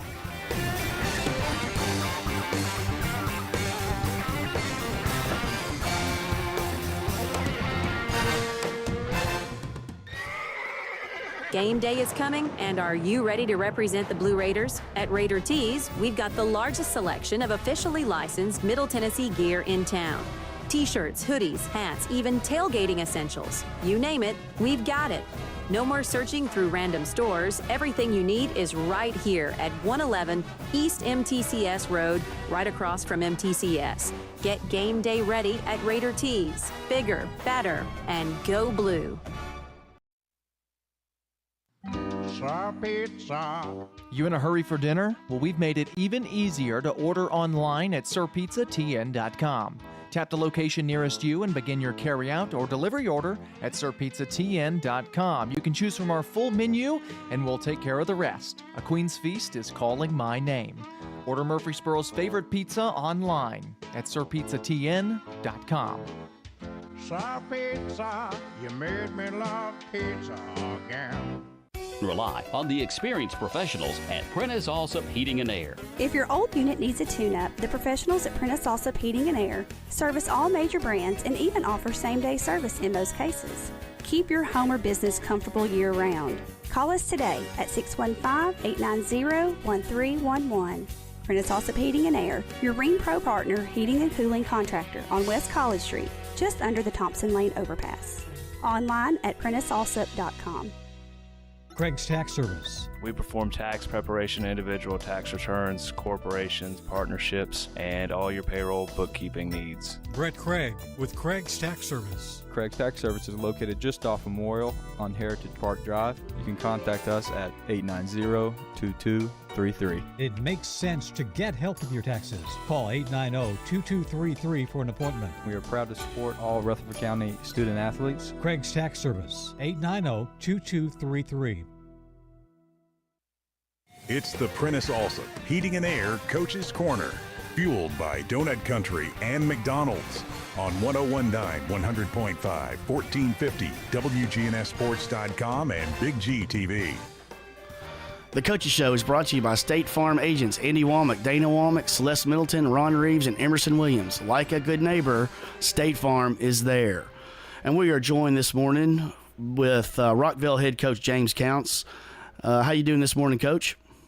Doing great. How you guys? We're doing good, doing really good. Unfortunately, the Rockets suffered a tough 32-31 defeat last night to Station Camp. And Coach, I know that was a tough one last night. We'll just talk about your initial thoughts of the game. It's just trying to get these guys to, get a full game under our belt where we can execute and do things that we've tried to work during the week. We had the game. We led the stats, had 18 first downs, and they had 10. They had 24 yards rushing. We had 206. It's just, we got to put a complete game. We got to learn how to win. We got to learn how to finish. Our kids fought. It's not anything to do with that. It's not an effort thing. It's not a, it's just an execution. Learn how to finish things off. We drive the ball down. We get the opening kickoff in the third quarter. We go down and score after we started the game with some special team hiccups and allowed us to get down, and we fight back and we get the ball right at the first of the third quarter. We drive it down to score, and we get it again later on, and we're fixing to score again. We kind of stall out, have some penalties there, and end up kicking a field goal. But if we could have scored right there, we could have pretty much put the game away. And at that time it was 31. It was 31-17, I think. But just gotta, it goes back to things I keep telling them. We got to be able to, we got to win the game Monday, Tuesday, Wednesday, Thursday, and we can't just wait till Friday. But it's something that's not going to happen overnight, and we've got to go through these battles together, and learn from them. And like the old saying says, it's not how you start, it's how you finish. Absolutely, Coach. And you had some key players last night step up big for you. Jonathan Hamby last night, 11 of 21 for 206 yards and a touchdown, and also rushed for 57 and 2 touchdowns. And he's been a really good leader for you this year. He's doing a great job running the offense. He's a tough kid. He did a great job getting, making decisions. He threw that pick late when we're trying to get some things going and running out of time there. But I know he'd like to have that back. But, he's also a guy that was cleaning the locker room up when we got back and we were leaving. He was the last one in there. So that tells you all you need to know about That's awesome. That's the kind of character he has, and great family also. And Anton Reynolds also had a big night for you last night. 15 carries, 113 yards, and a touchdown.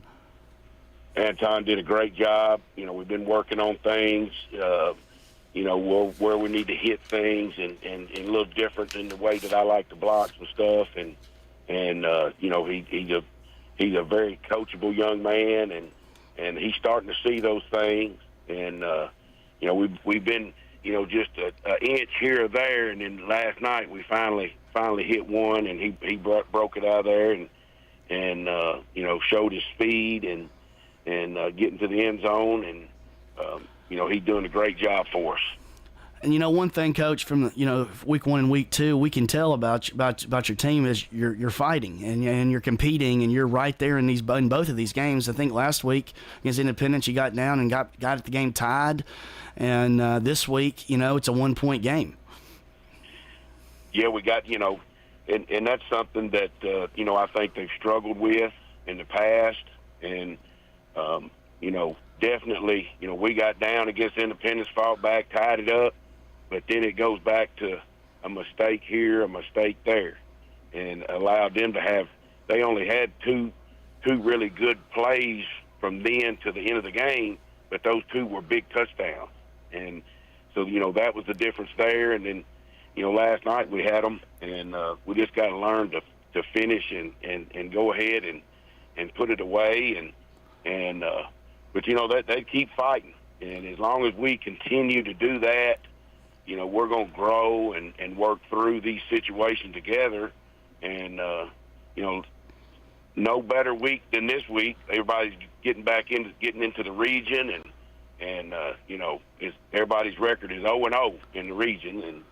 And, battle-tested, battle scars, thick skin, whatever you want to call it. But hopefully, now those kind of times in these 2 games, the things that we've learned, I can't tell you how far we've come since our scrimmage in the spring with Gallatin.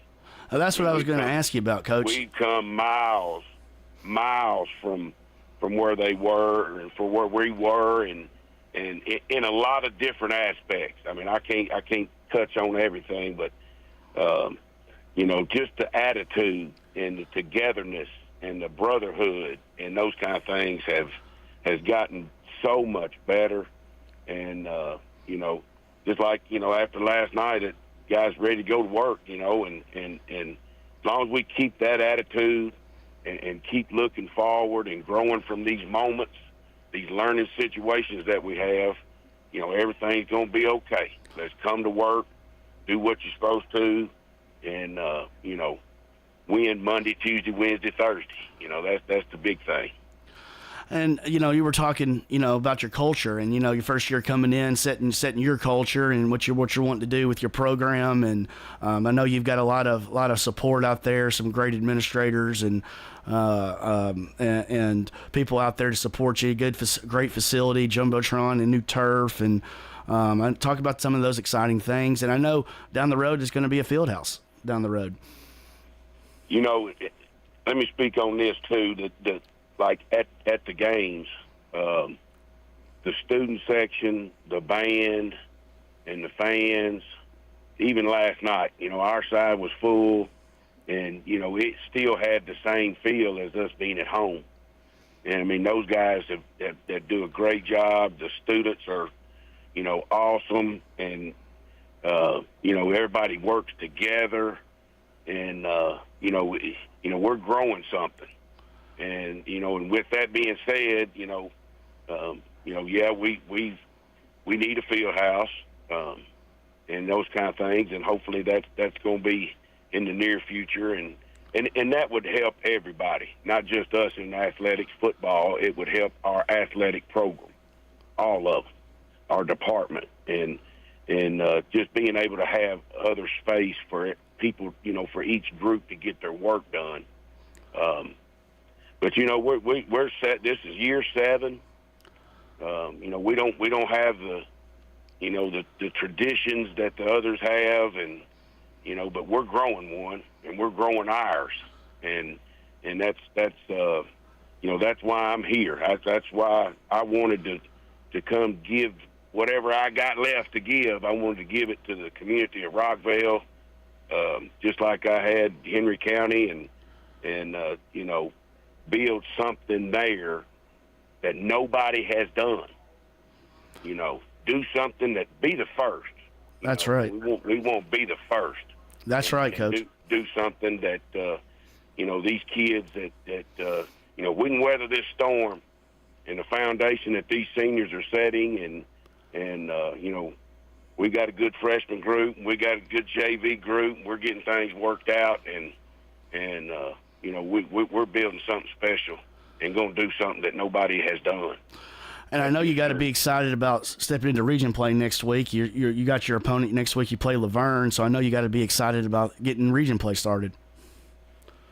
Absolutely, and we're excited to I heard Coach earlier say one of us is going to get a win, and the other one's going to get the third loss, and I think it comes down, us and kind of where we are. It's about us and the things that we need to do. Just like last night, I felt like that. You look at the stat, we want everything except the scoreboard, and we got to figure that out, and that comes down to us. And I think if we can, get our game plan together, and whatever that is. Whatever that game plan is, let's get ready to execute it. We're going to execute. We're going to be where we're supposed to be. We're going to do our job. And if I think if we can get that done, I like our chances. And we're young. We're super young. We got a freshman starting at receiver. We got I got 3 sophomore offensive linemen. We're super young. A sophomore tight end. Sophomores starting in the secondary. We're young, so we're going through those growing pains. But if we can get the execution down and do my job mentality, I think we're going to be headed in the right direction. Well, we appreciate it, Coach, and good luck next week against Laverne. And that is Rockville head coach James Counts. The Coaches Show is brought to you by Ideas Tees, who will be happy to help you fulfill all of your imprinted apparel. embroidery, and advertising specialty needs. Find out more at ideastees.com.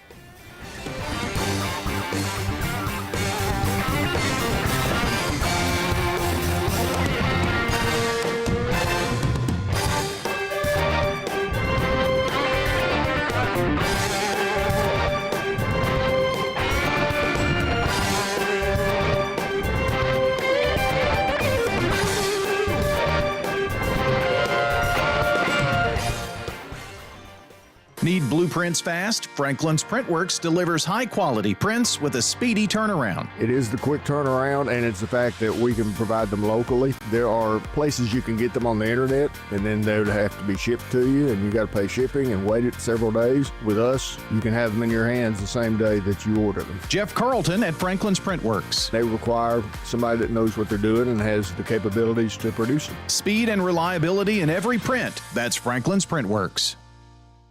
Winners Trophies can help you with customized awards for any occasion. Owner Kelly Hockenberry continues to provide awards for sports teams, churches, recognition awards, and more. Call Winners Trophies at 904-6002. That's 904-6002 for the best in quality, service, and pricing. You can also email Kelly, winnerstrophy@comcast.net. That's winnerstrophy@comcast.net. Any award for any occasion. Winners Trophies, 904-6002. We're at Rick's Barbecue on Warrior Drive, where, of course, they've got barbecue and smoked chicken, ribs, but they have other favorites. Our chicken tenders are delicious. We bread them here ourselves. We have so many different kinds of sides, and our nachos are really good and popular. I love the menu. I could literally eat here every day. Anne Marie Brent's at Rick's Barbecue. We're thankful for the customers. We have a lot of regulars, loyal customers that come in, and when they come in, I already know their order. Bet you're hungry now. We'll see you at Rick's Barbecue, 212 Warrior Drive.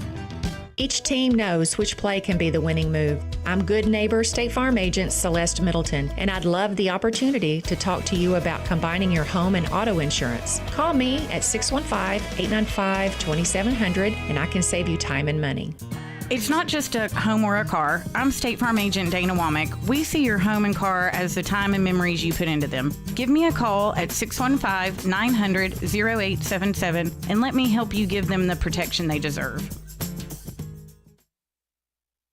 It's the Prentice Allsup Heating and Air Coach's Corner, fueled by Donut Country and McDonald's on 1019 100.5, 1450 WGNSsports.com and Big G TV.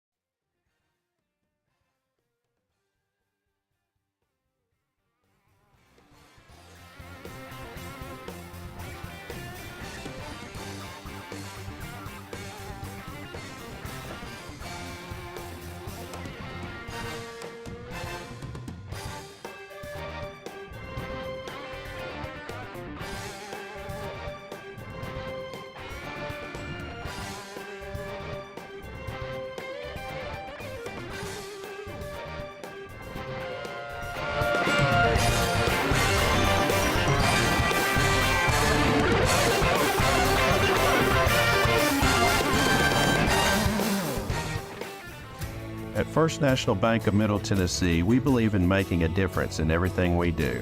From helping local businesses grow to guiding families towards financial stability, we are improving lives one customer at a time. Hi, I'm John Allen, Vice President and Commercial Banker. First National Bank of Middle Tennessee. We show up for you. Member FDIC, Equal Housing Lender, NMLS 401715. First National Bank of Middle Tennessee. Online at fnbmt.com. Genesee Orthopedic Alliance takes great pride in treating local athletes here in Rutherford County. Here's Dr. Russell McKissick with TOA. We have a passion here for taking care of our athletes here in Rutherford County. We really do our best to take care of them. Experts in joint, bones, and muscles. Many years we've been taking care of athletes around here, and we've just picked up where Dr. John started, and we just keep going. TOA has a playbook that gets you back in the game. To request an appointment, visit TOA.com or call 855-NEED-TOA. TOA, live your best life. It's the Prentice Allsup Heating and Air Coach's Corner, fueled by Donut Country and McDonald's on 101.9, 100.5, 1450, wgnssports.com and Big G TV.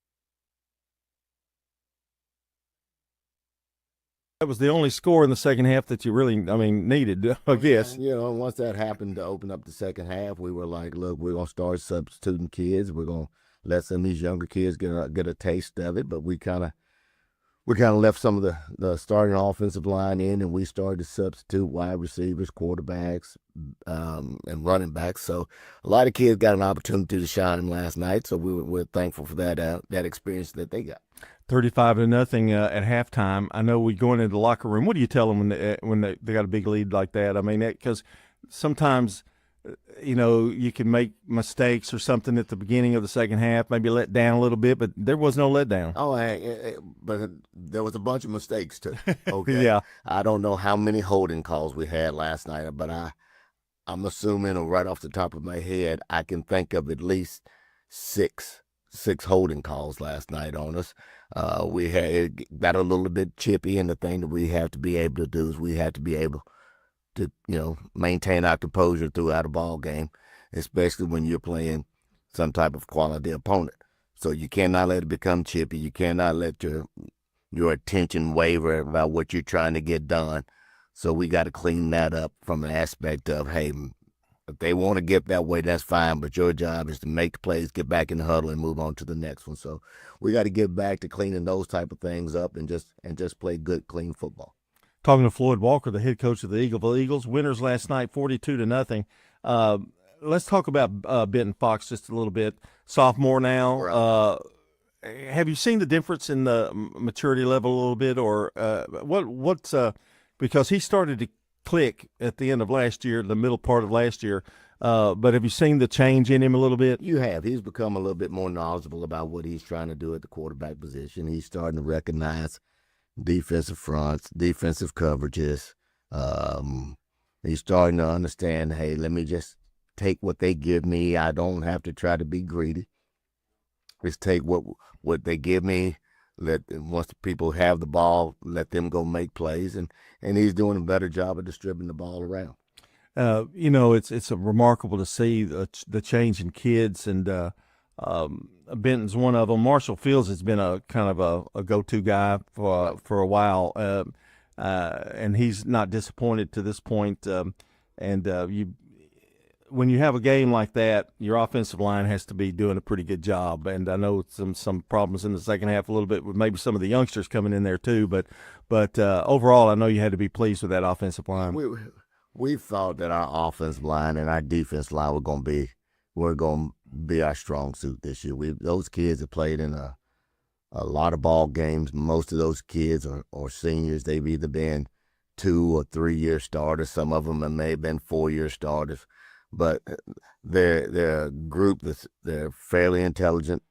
They can recognize defense. We got Dylan Harrington playing center, and he can identify different fronts, and the kids understand where blitzes are coming from. So when you have an experienced group like that, it's a plus for you because it kind of frees you up to do some things or make adjustments, and they understand what you're trying to get done when you do make those adjustments. I've asked this, Floyd, I've asked this question probably every time I've talked to you. But defensively, Eagleville just, I don't know what it is, but they get better and better as the year progresses, and had a shutout, a tough PCA team.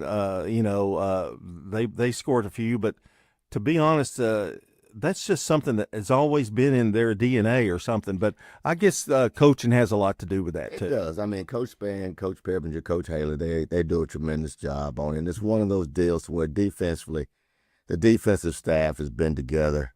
Oh, let's see. I've been at Eagleville for 16 years, so Coach Spann has been there since I've been there. Coach Peppinger has been there at least 14 of those 16 years. Coach Haley played since he was born. Yeah, played in that system. So, and I've been secondary coach since I've been there. So it's one of those deals to where we've been doing our defense for a long period of time. So everybody's pretty much on the same page, and we all know what the expectations are as far as, one, we want to try to be physical. 2, we want to try to get to the football, and third thing we want to do is we want to make sure that we're all on the same page and we just do our base job. So what's the key? Why have they stayed so long? I mean, it's just a good place to be, I would think, is the only thing I can think of. I mean, I'm sure that they may have been offered some other places to go, but it's just such a great place to be at, and I can vouch for that. But it's just a remarkable how long tenured all of y'all have been together for so long. I mean, it's the thing about it, most of, like the Coach Peppinger, Coach Spann, all of their kids attend Eagleville. All of their kids have graduated. They still have kids that are enrolled. Coach Spann's got a set of twins. Coach Peppinger's older or youngest daughter, I think now is a cheerleader. I think she's a junior. So it's one of those deals where it's become like a family affair for them, and getting to watch their kids grow up and go through the process of, elementary, middle, and high school. And our kids in our school building are exceptional. I mean, they're very polite. They're extremely cordial when it comes to meeting any stranger.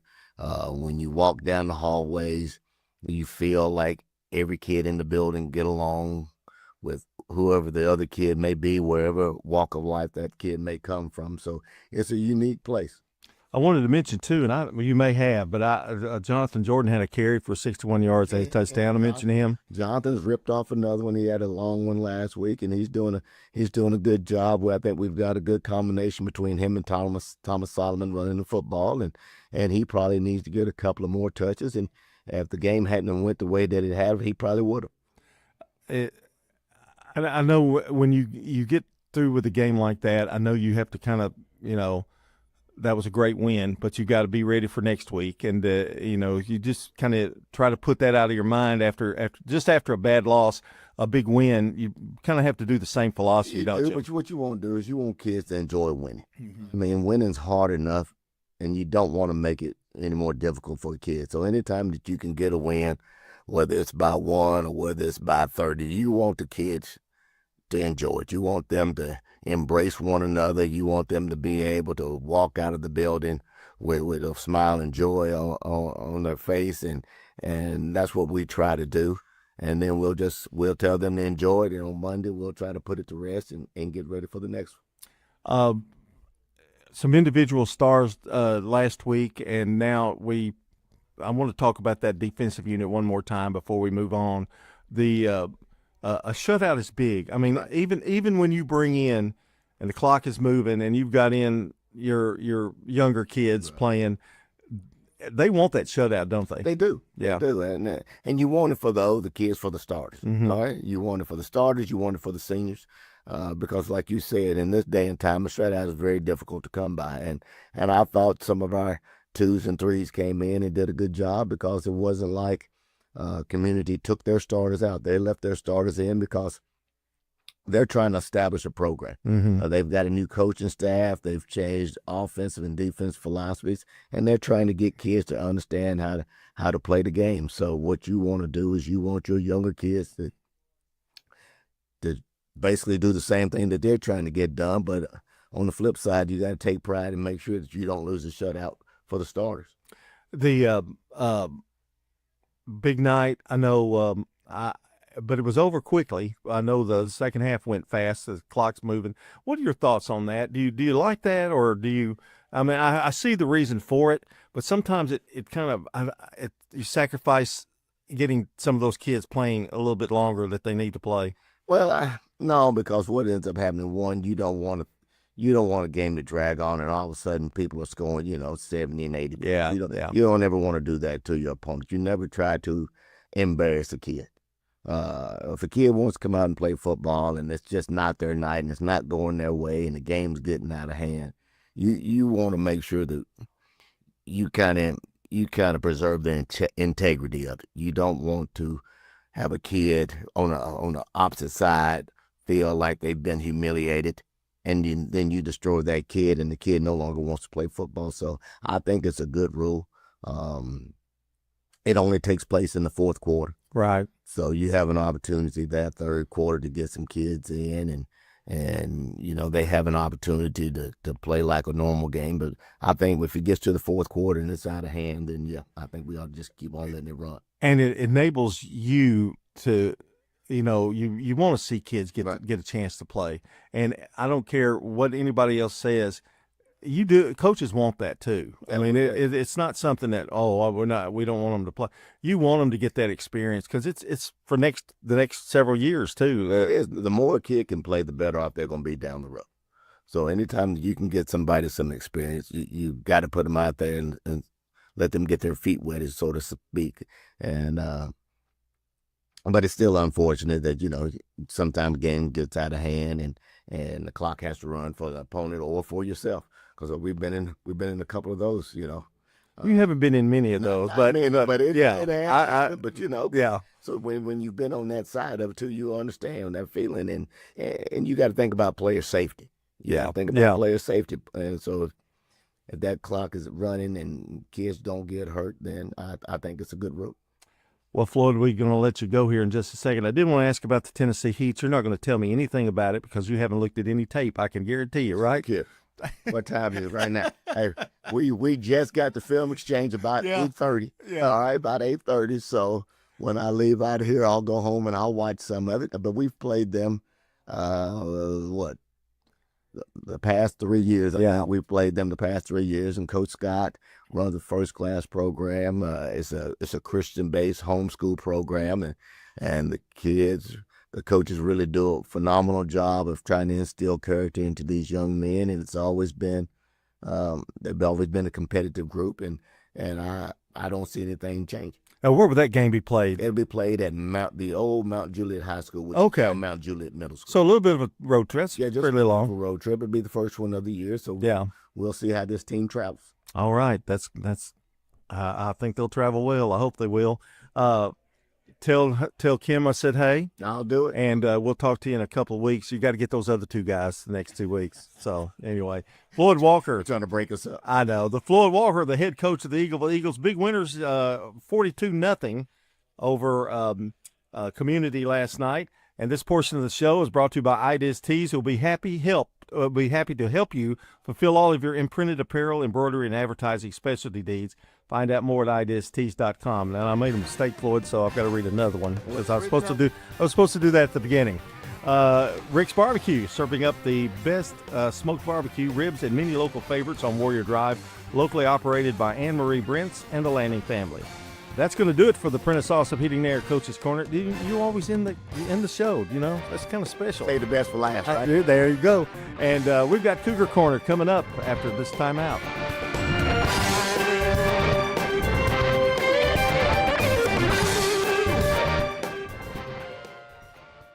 How about a fix for your sweet tooth? Donut Country is open 24 hours a day to cure your cravings. They've been serving up the freshest donuts in Murfreesboro since 1978. There's just something different about donuts from Donut Country. Bo and Cindy Davis and their wonderful staff will greet you with a smile, and you'll see all donuts aren't created equal. Fresh donuts anytime you want them 24/7 at Donut Country on Memorial down from Clark. And they're open each morning on Middle Tennessee Boulevard. Check out their Facebook page for specials and promotions. Nothing else compares to Donut Country. Open 24 hours.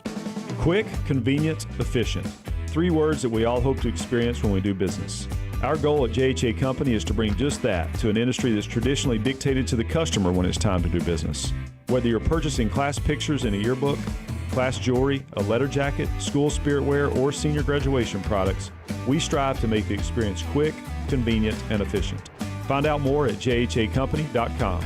JHA, your one source for an unparalleled scholastic experience. This is a paid legal ad. When a family member is lost as a result of someone else's negligence, the grief can be unbearable. It also leaves you with a lot of questions like, how did this happen? Who's responsible? And is my family going to be okay?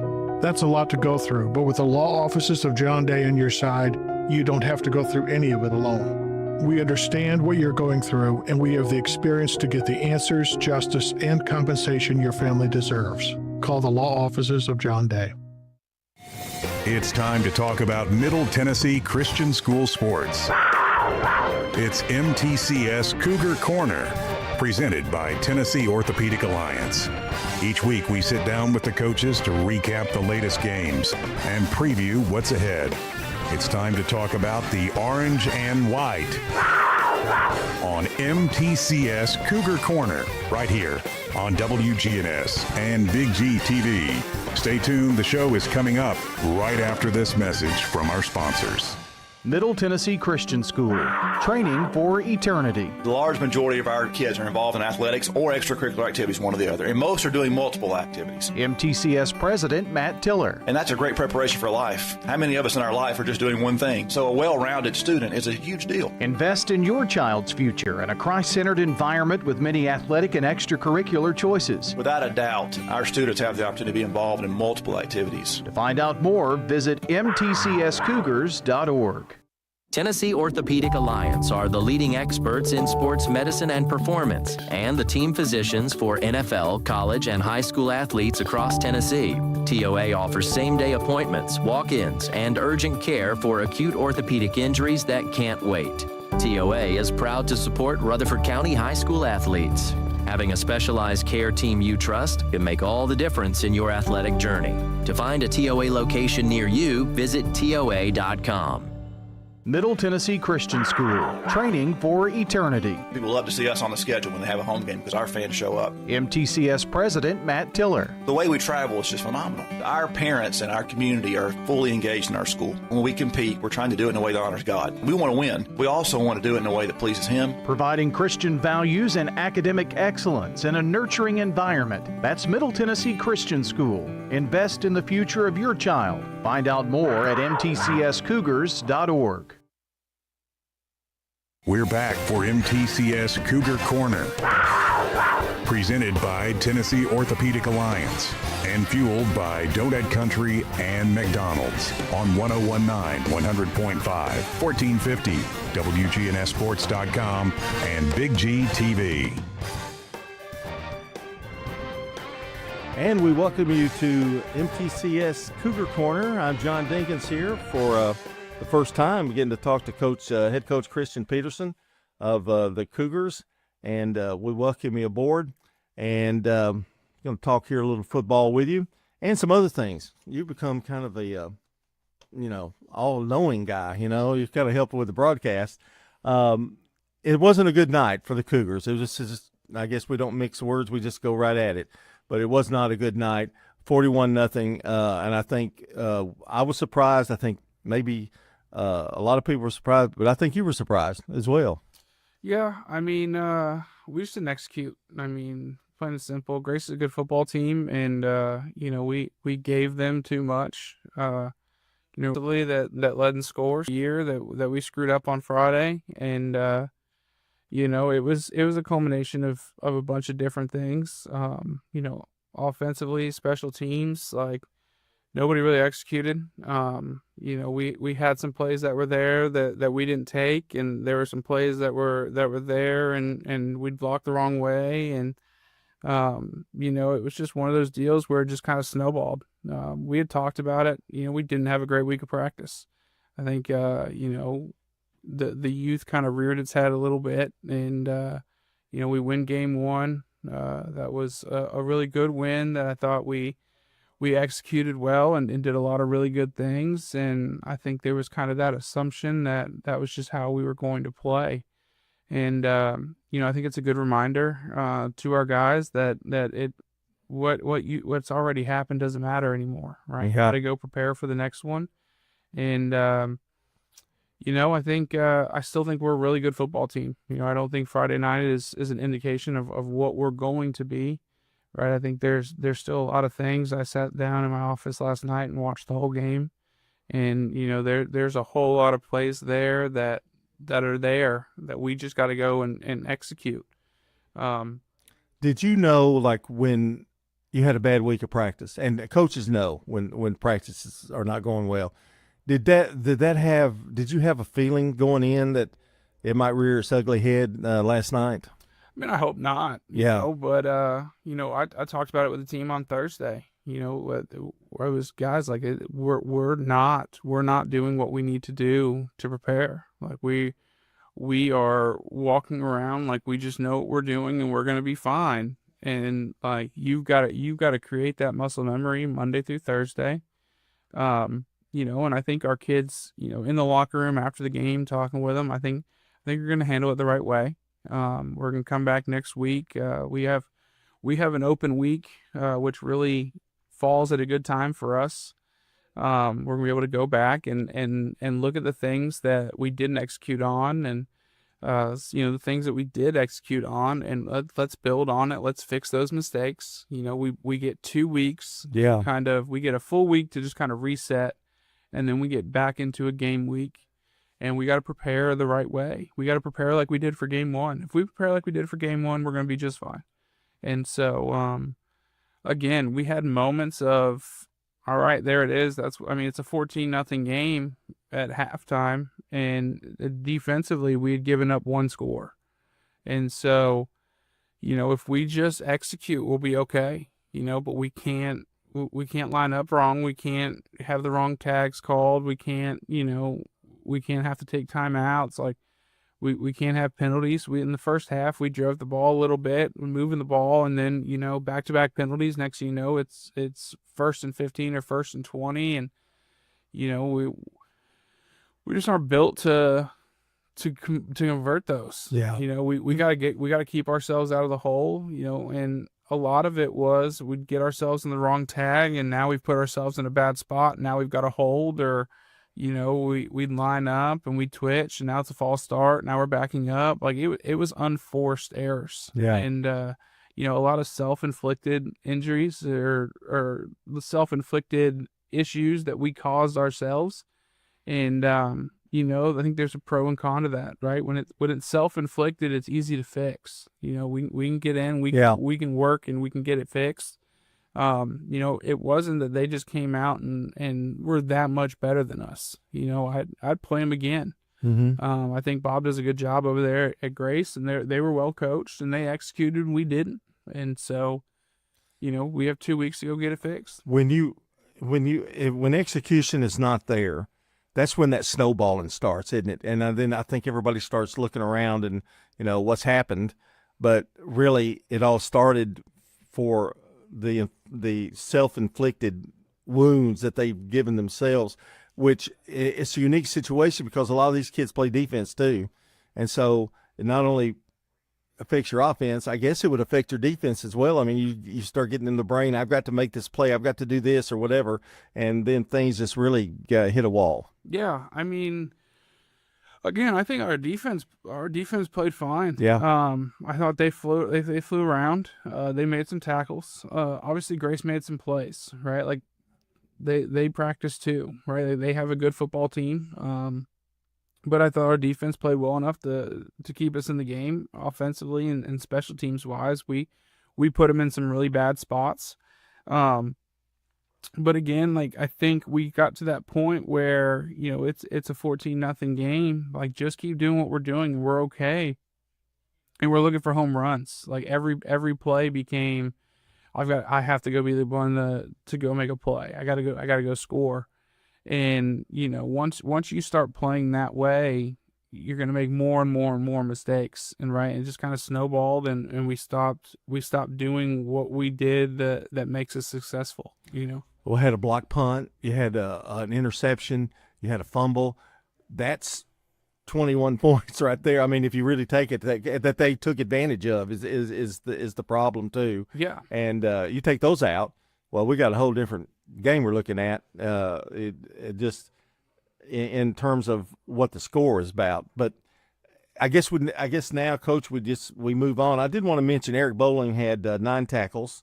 And Cooper Jones had 11 tackles. So they had a pretty good night defensively, but you've got to control the ball, and I guess time of possession is key too in a game like that. Yeah, again, I think it's just we've got to sustain drives, and you know, we've got to be okay with 4 or 5 yard carries. You know, not every carry against a good team is gonna go to the house. Yeah, like they're going to do some things defensively, and they're going to try and they're not going to give up the big one, right? They're going to try and force you to move it, and you've got to be okay accepting that, like, all right, that's how they're playing us. Let's just take 4 or 5. And you know, I think at times they're giving us 5 to 10, and we were trying to take 30, and so we only end up with 2 or 3 because now we didn't follow what would have just got us our 5 to 10. You know, and you know, everybody's a little bit banged up. You know, there's no excuses there. You know, we had guys banged up. I'm sure they had guys banged up. You know, and you know, you expect the guys to go in and execute. And I thought for the most part, you know, I thought they played their tails off. You know, we had some guys in some tough spots. We had some young guys in some tough spots, but you know, I think I don't think last night was an indication of where our season is headed, right? I think it's going to be a good learning experience. You know, it's kind of what we talked about. Like, this is a really good opportunity for us to see. We practiced really well week 1 and we won a game. We practiced really poorly week 2 and we lost a game. Yeah. And so now where do we go from there? You know, if we practice the right way the rest of the year, we're going to be just fine. But we've got to make sure we practice the right way. Christian Peterson here on the MTCS Cougar Corner, head coach of the Cougars. And I think you kind of summed it up a little bit at the very beginning of the show when you said their youth kind of popped up again. Because we got to remember we're talking still freshmen, sophomores, basically, majority, and it reared its ugly head, and they learned a lesson. And I think, are you glad that you have the extra week, or do you wish you could just play next week? I mean, I think either one would have been good for us. Yeah. Right. Either get back into a game week or go. But we have an extra week, and so let's use it. Let's make sure. Let's get back into some of the teaching points that we would do in spring and in summer. Slow it down. Make sure we're coaching everything. Make sure they understand. Where the cutback lane is going to be. Make sure they understand where we're trying to hit it. There were plays that, A gap's there and we try and hit a B gap. And so, it's just consistency. Yeah. We run an ISO and we immediately take off outside. We run a counter and we get it blocked up, cutback lane's there, and we bounce it outside. I thought Kingston, played as hard as he could, quarterback spot. It's a tough spot for him. Yeah. He's a freshman. There's when Marlowe was a freshman last year, he had games like it as well. A lot of times, you ask a lot out of a quarterback to go in as a freshman to try and play well. He's going to have a lot of good football games for us in the future, right? Like I pulled him aside last night and told him, like, listen, at the end of your career, no one's even going to remember this game. Exactly. Yeah. Just keep working, keep getting better. You've got a lot of really good games ahead of you, right? It's a bad first game. It happens. Now, what matters is how do we prepare after this to go get ready? And I think that's a great point. They're not going to remember anything about this game, and it's time to move on too. I mean, you learn from it, and then let's make practices great. How do you go about that? Do you give them a day off or two since it's a off week? Yeah, we'll go Tuesday through Thursday next week. Normally in a bye week we'd go Monday through Thursday. Not having school on Monday, I told them take the extra day. Yeah, get your mind right. Let's go Tuesday, Wednesday, Thursday. We'll treat it almost like a Monday, Tuesday, Wednesday of a game week. And then they'll get Friday off, and then we'll kind of roll right back into game week. And then after that, we're in region play. Our next 3 games are region. Yeah. So I think in that sense, it's a blessing that we're gonna get a kind of an extra week just to regroup and get back to who we are in all 3 phases, and then get to go out and play. And if you're going to have a learning experience game, let's have them in the non-region games, right? Let's have them in the games that don't affect the playoff seeding. And we get back on track, we're going to be just fine. I think we're still in a really good spot to compete in our region and compete for region championships and playoff seedings and everything else. And now it's just about handling it the right way. Going in, you'll be going to Grace Baptist, I think, after the break. Very familiar foe as well. Yeah, well, for MTCS, yes. I have not actually played them. Since I've been here, they have not been in our classification. Yeah. So this is their first year back, but the year before I got here, they were playing in the region. So I know there's a lot of history between the two schools. But as we kind of get into it, it's a new opponent for me. We have some guys that have been on staff when they used to play, so they kind of have an idea of what they've done in the past, and we'll dive into their film and see what they do well and what they don't do well, and then but really, I mean, our focus for the next week is just on us. What do we do well? What do we not do well? What do we have time to fix right now? And what needs to be something that we're going to need to spend a little bit extra time on to get it fixed. You're kind of road warriors this year. I mean, yeah, it's the first of many. I know you've been asked this about the scheduling. Some of them, they canceled or canceled their program, one of the two. But that's a challenge for you. But I think that's something, again, another learning key for this group, still being young as they are, for the next 3 years or 2 years anyway. Yeah, I mean, we'll be on the road, but I think we've got a pretty solid plan. The good thing about it is it's not yes, we have a lot of them this year, but we've always had at least one. We've always had one or two games that were far games. So it won't be a foreign concept to our kids. Obviously we'll be back on September 19th at home, and then we're not home again until October 31st. So there's a large gap there in between home games. But we'll almost, I think, kind of get into a rhythm and get used to it. Every Friday is going to be a very similar schedule as we travel the state to play people. And so, I think kind of as it goes, it's going to make it a lot easier. I guess the learning curve, it never ends. I mean, learning the game and learning how to prepare for a game for kids, it never ends. I mean, you can even have seniors that will have a game where it's just kind of like this one where, okay, we just weren't there. We weren't there mentally. We weren't there, physically. Again, I think the big thing is, let's go on. It's over. Let's move on. And that's what you're thinking is. Yeah. Learn from it, right? Make sure you take what you can take from it, right? And then understand that wasn't us on Friday. Yeah. That I don't know who that team was, but that's not how we've been, all through spring, summer, through our scrimmages.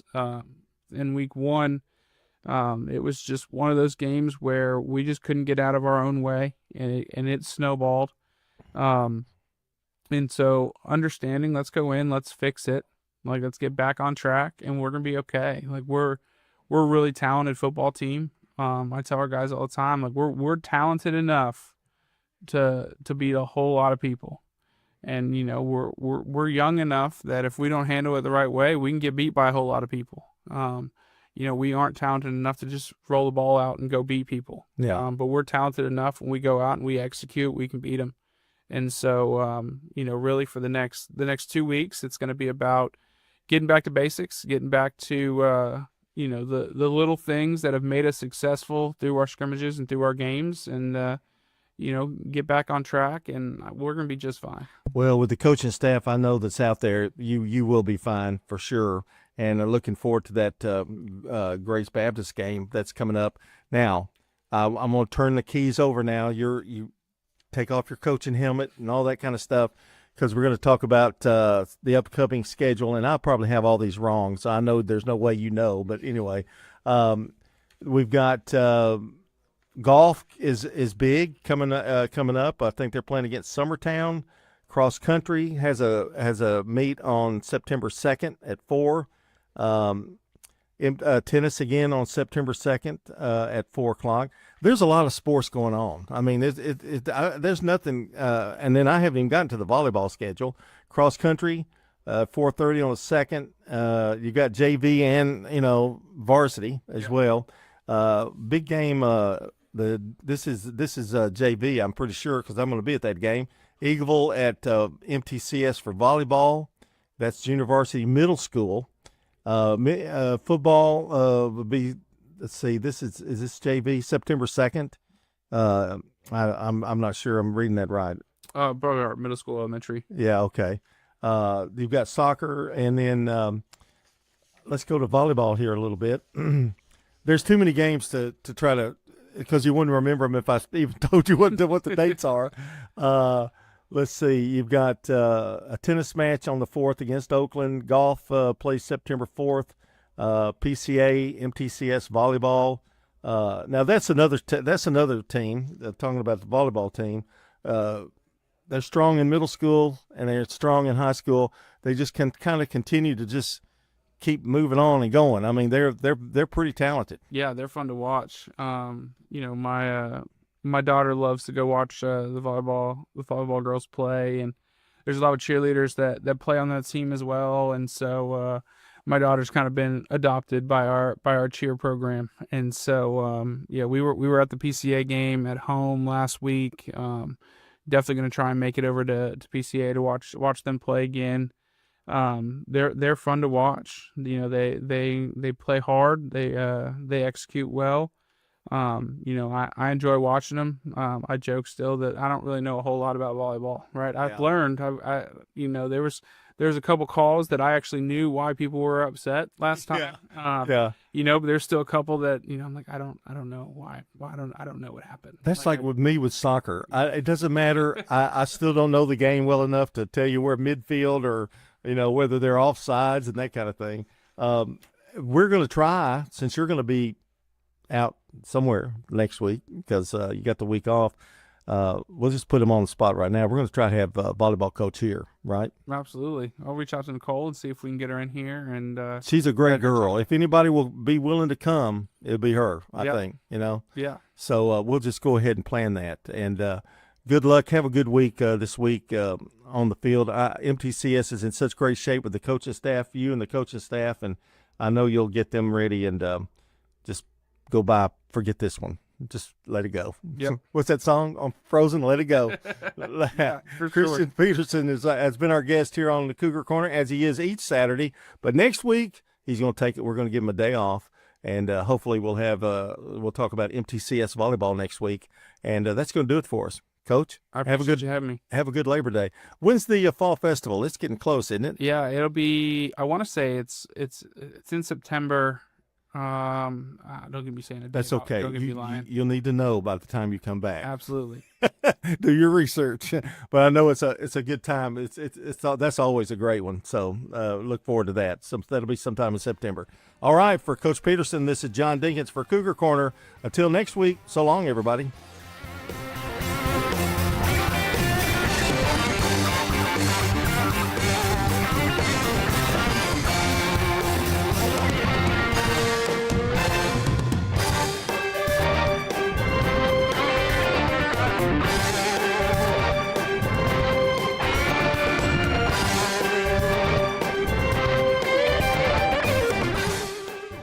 You need to figure out what the van's really worth and get the drama out.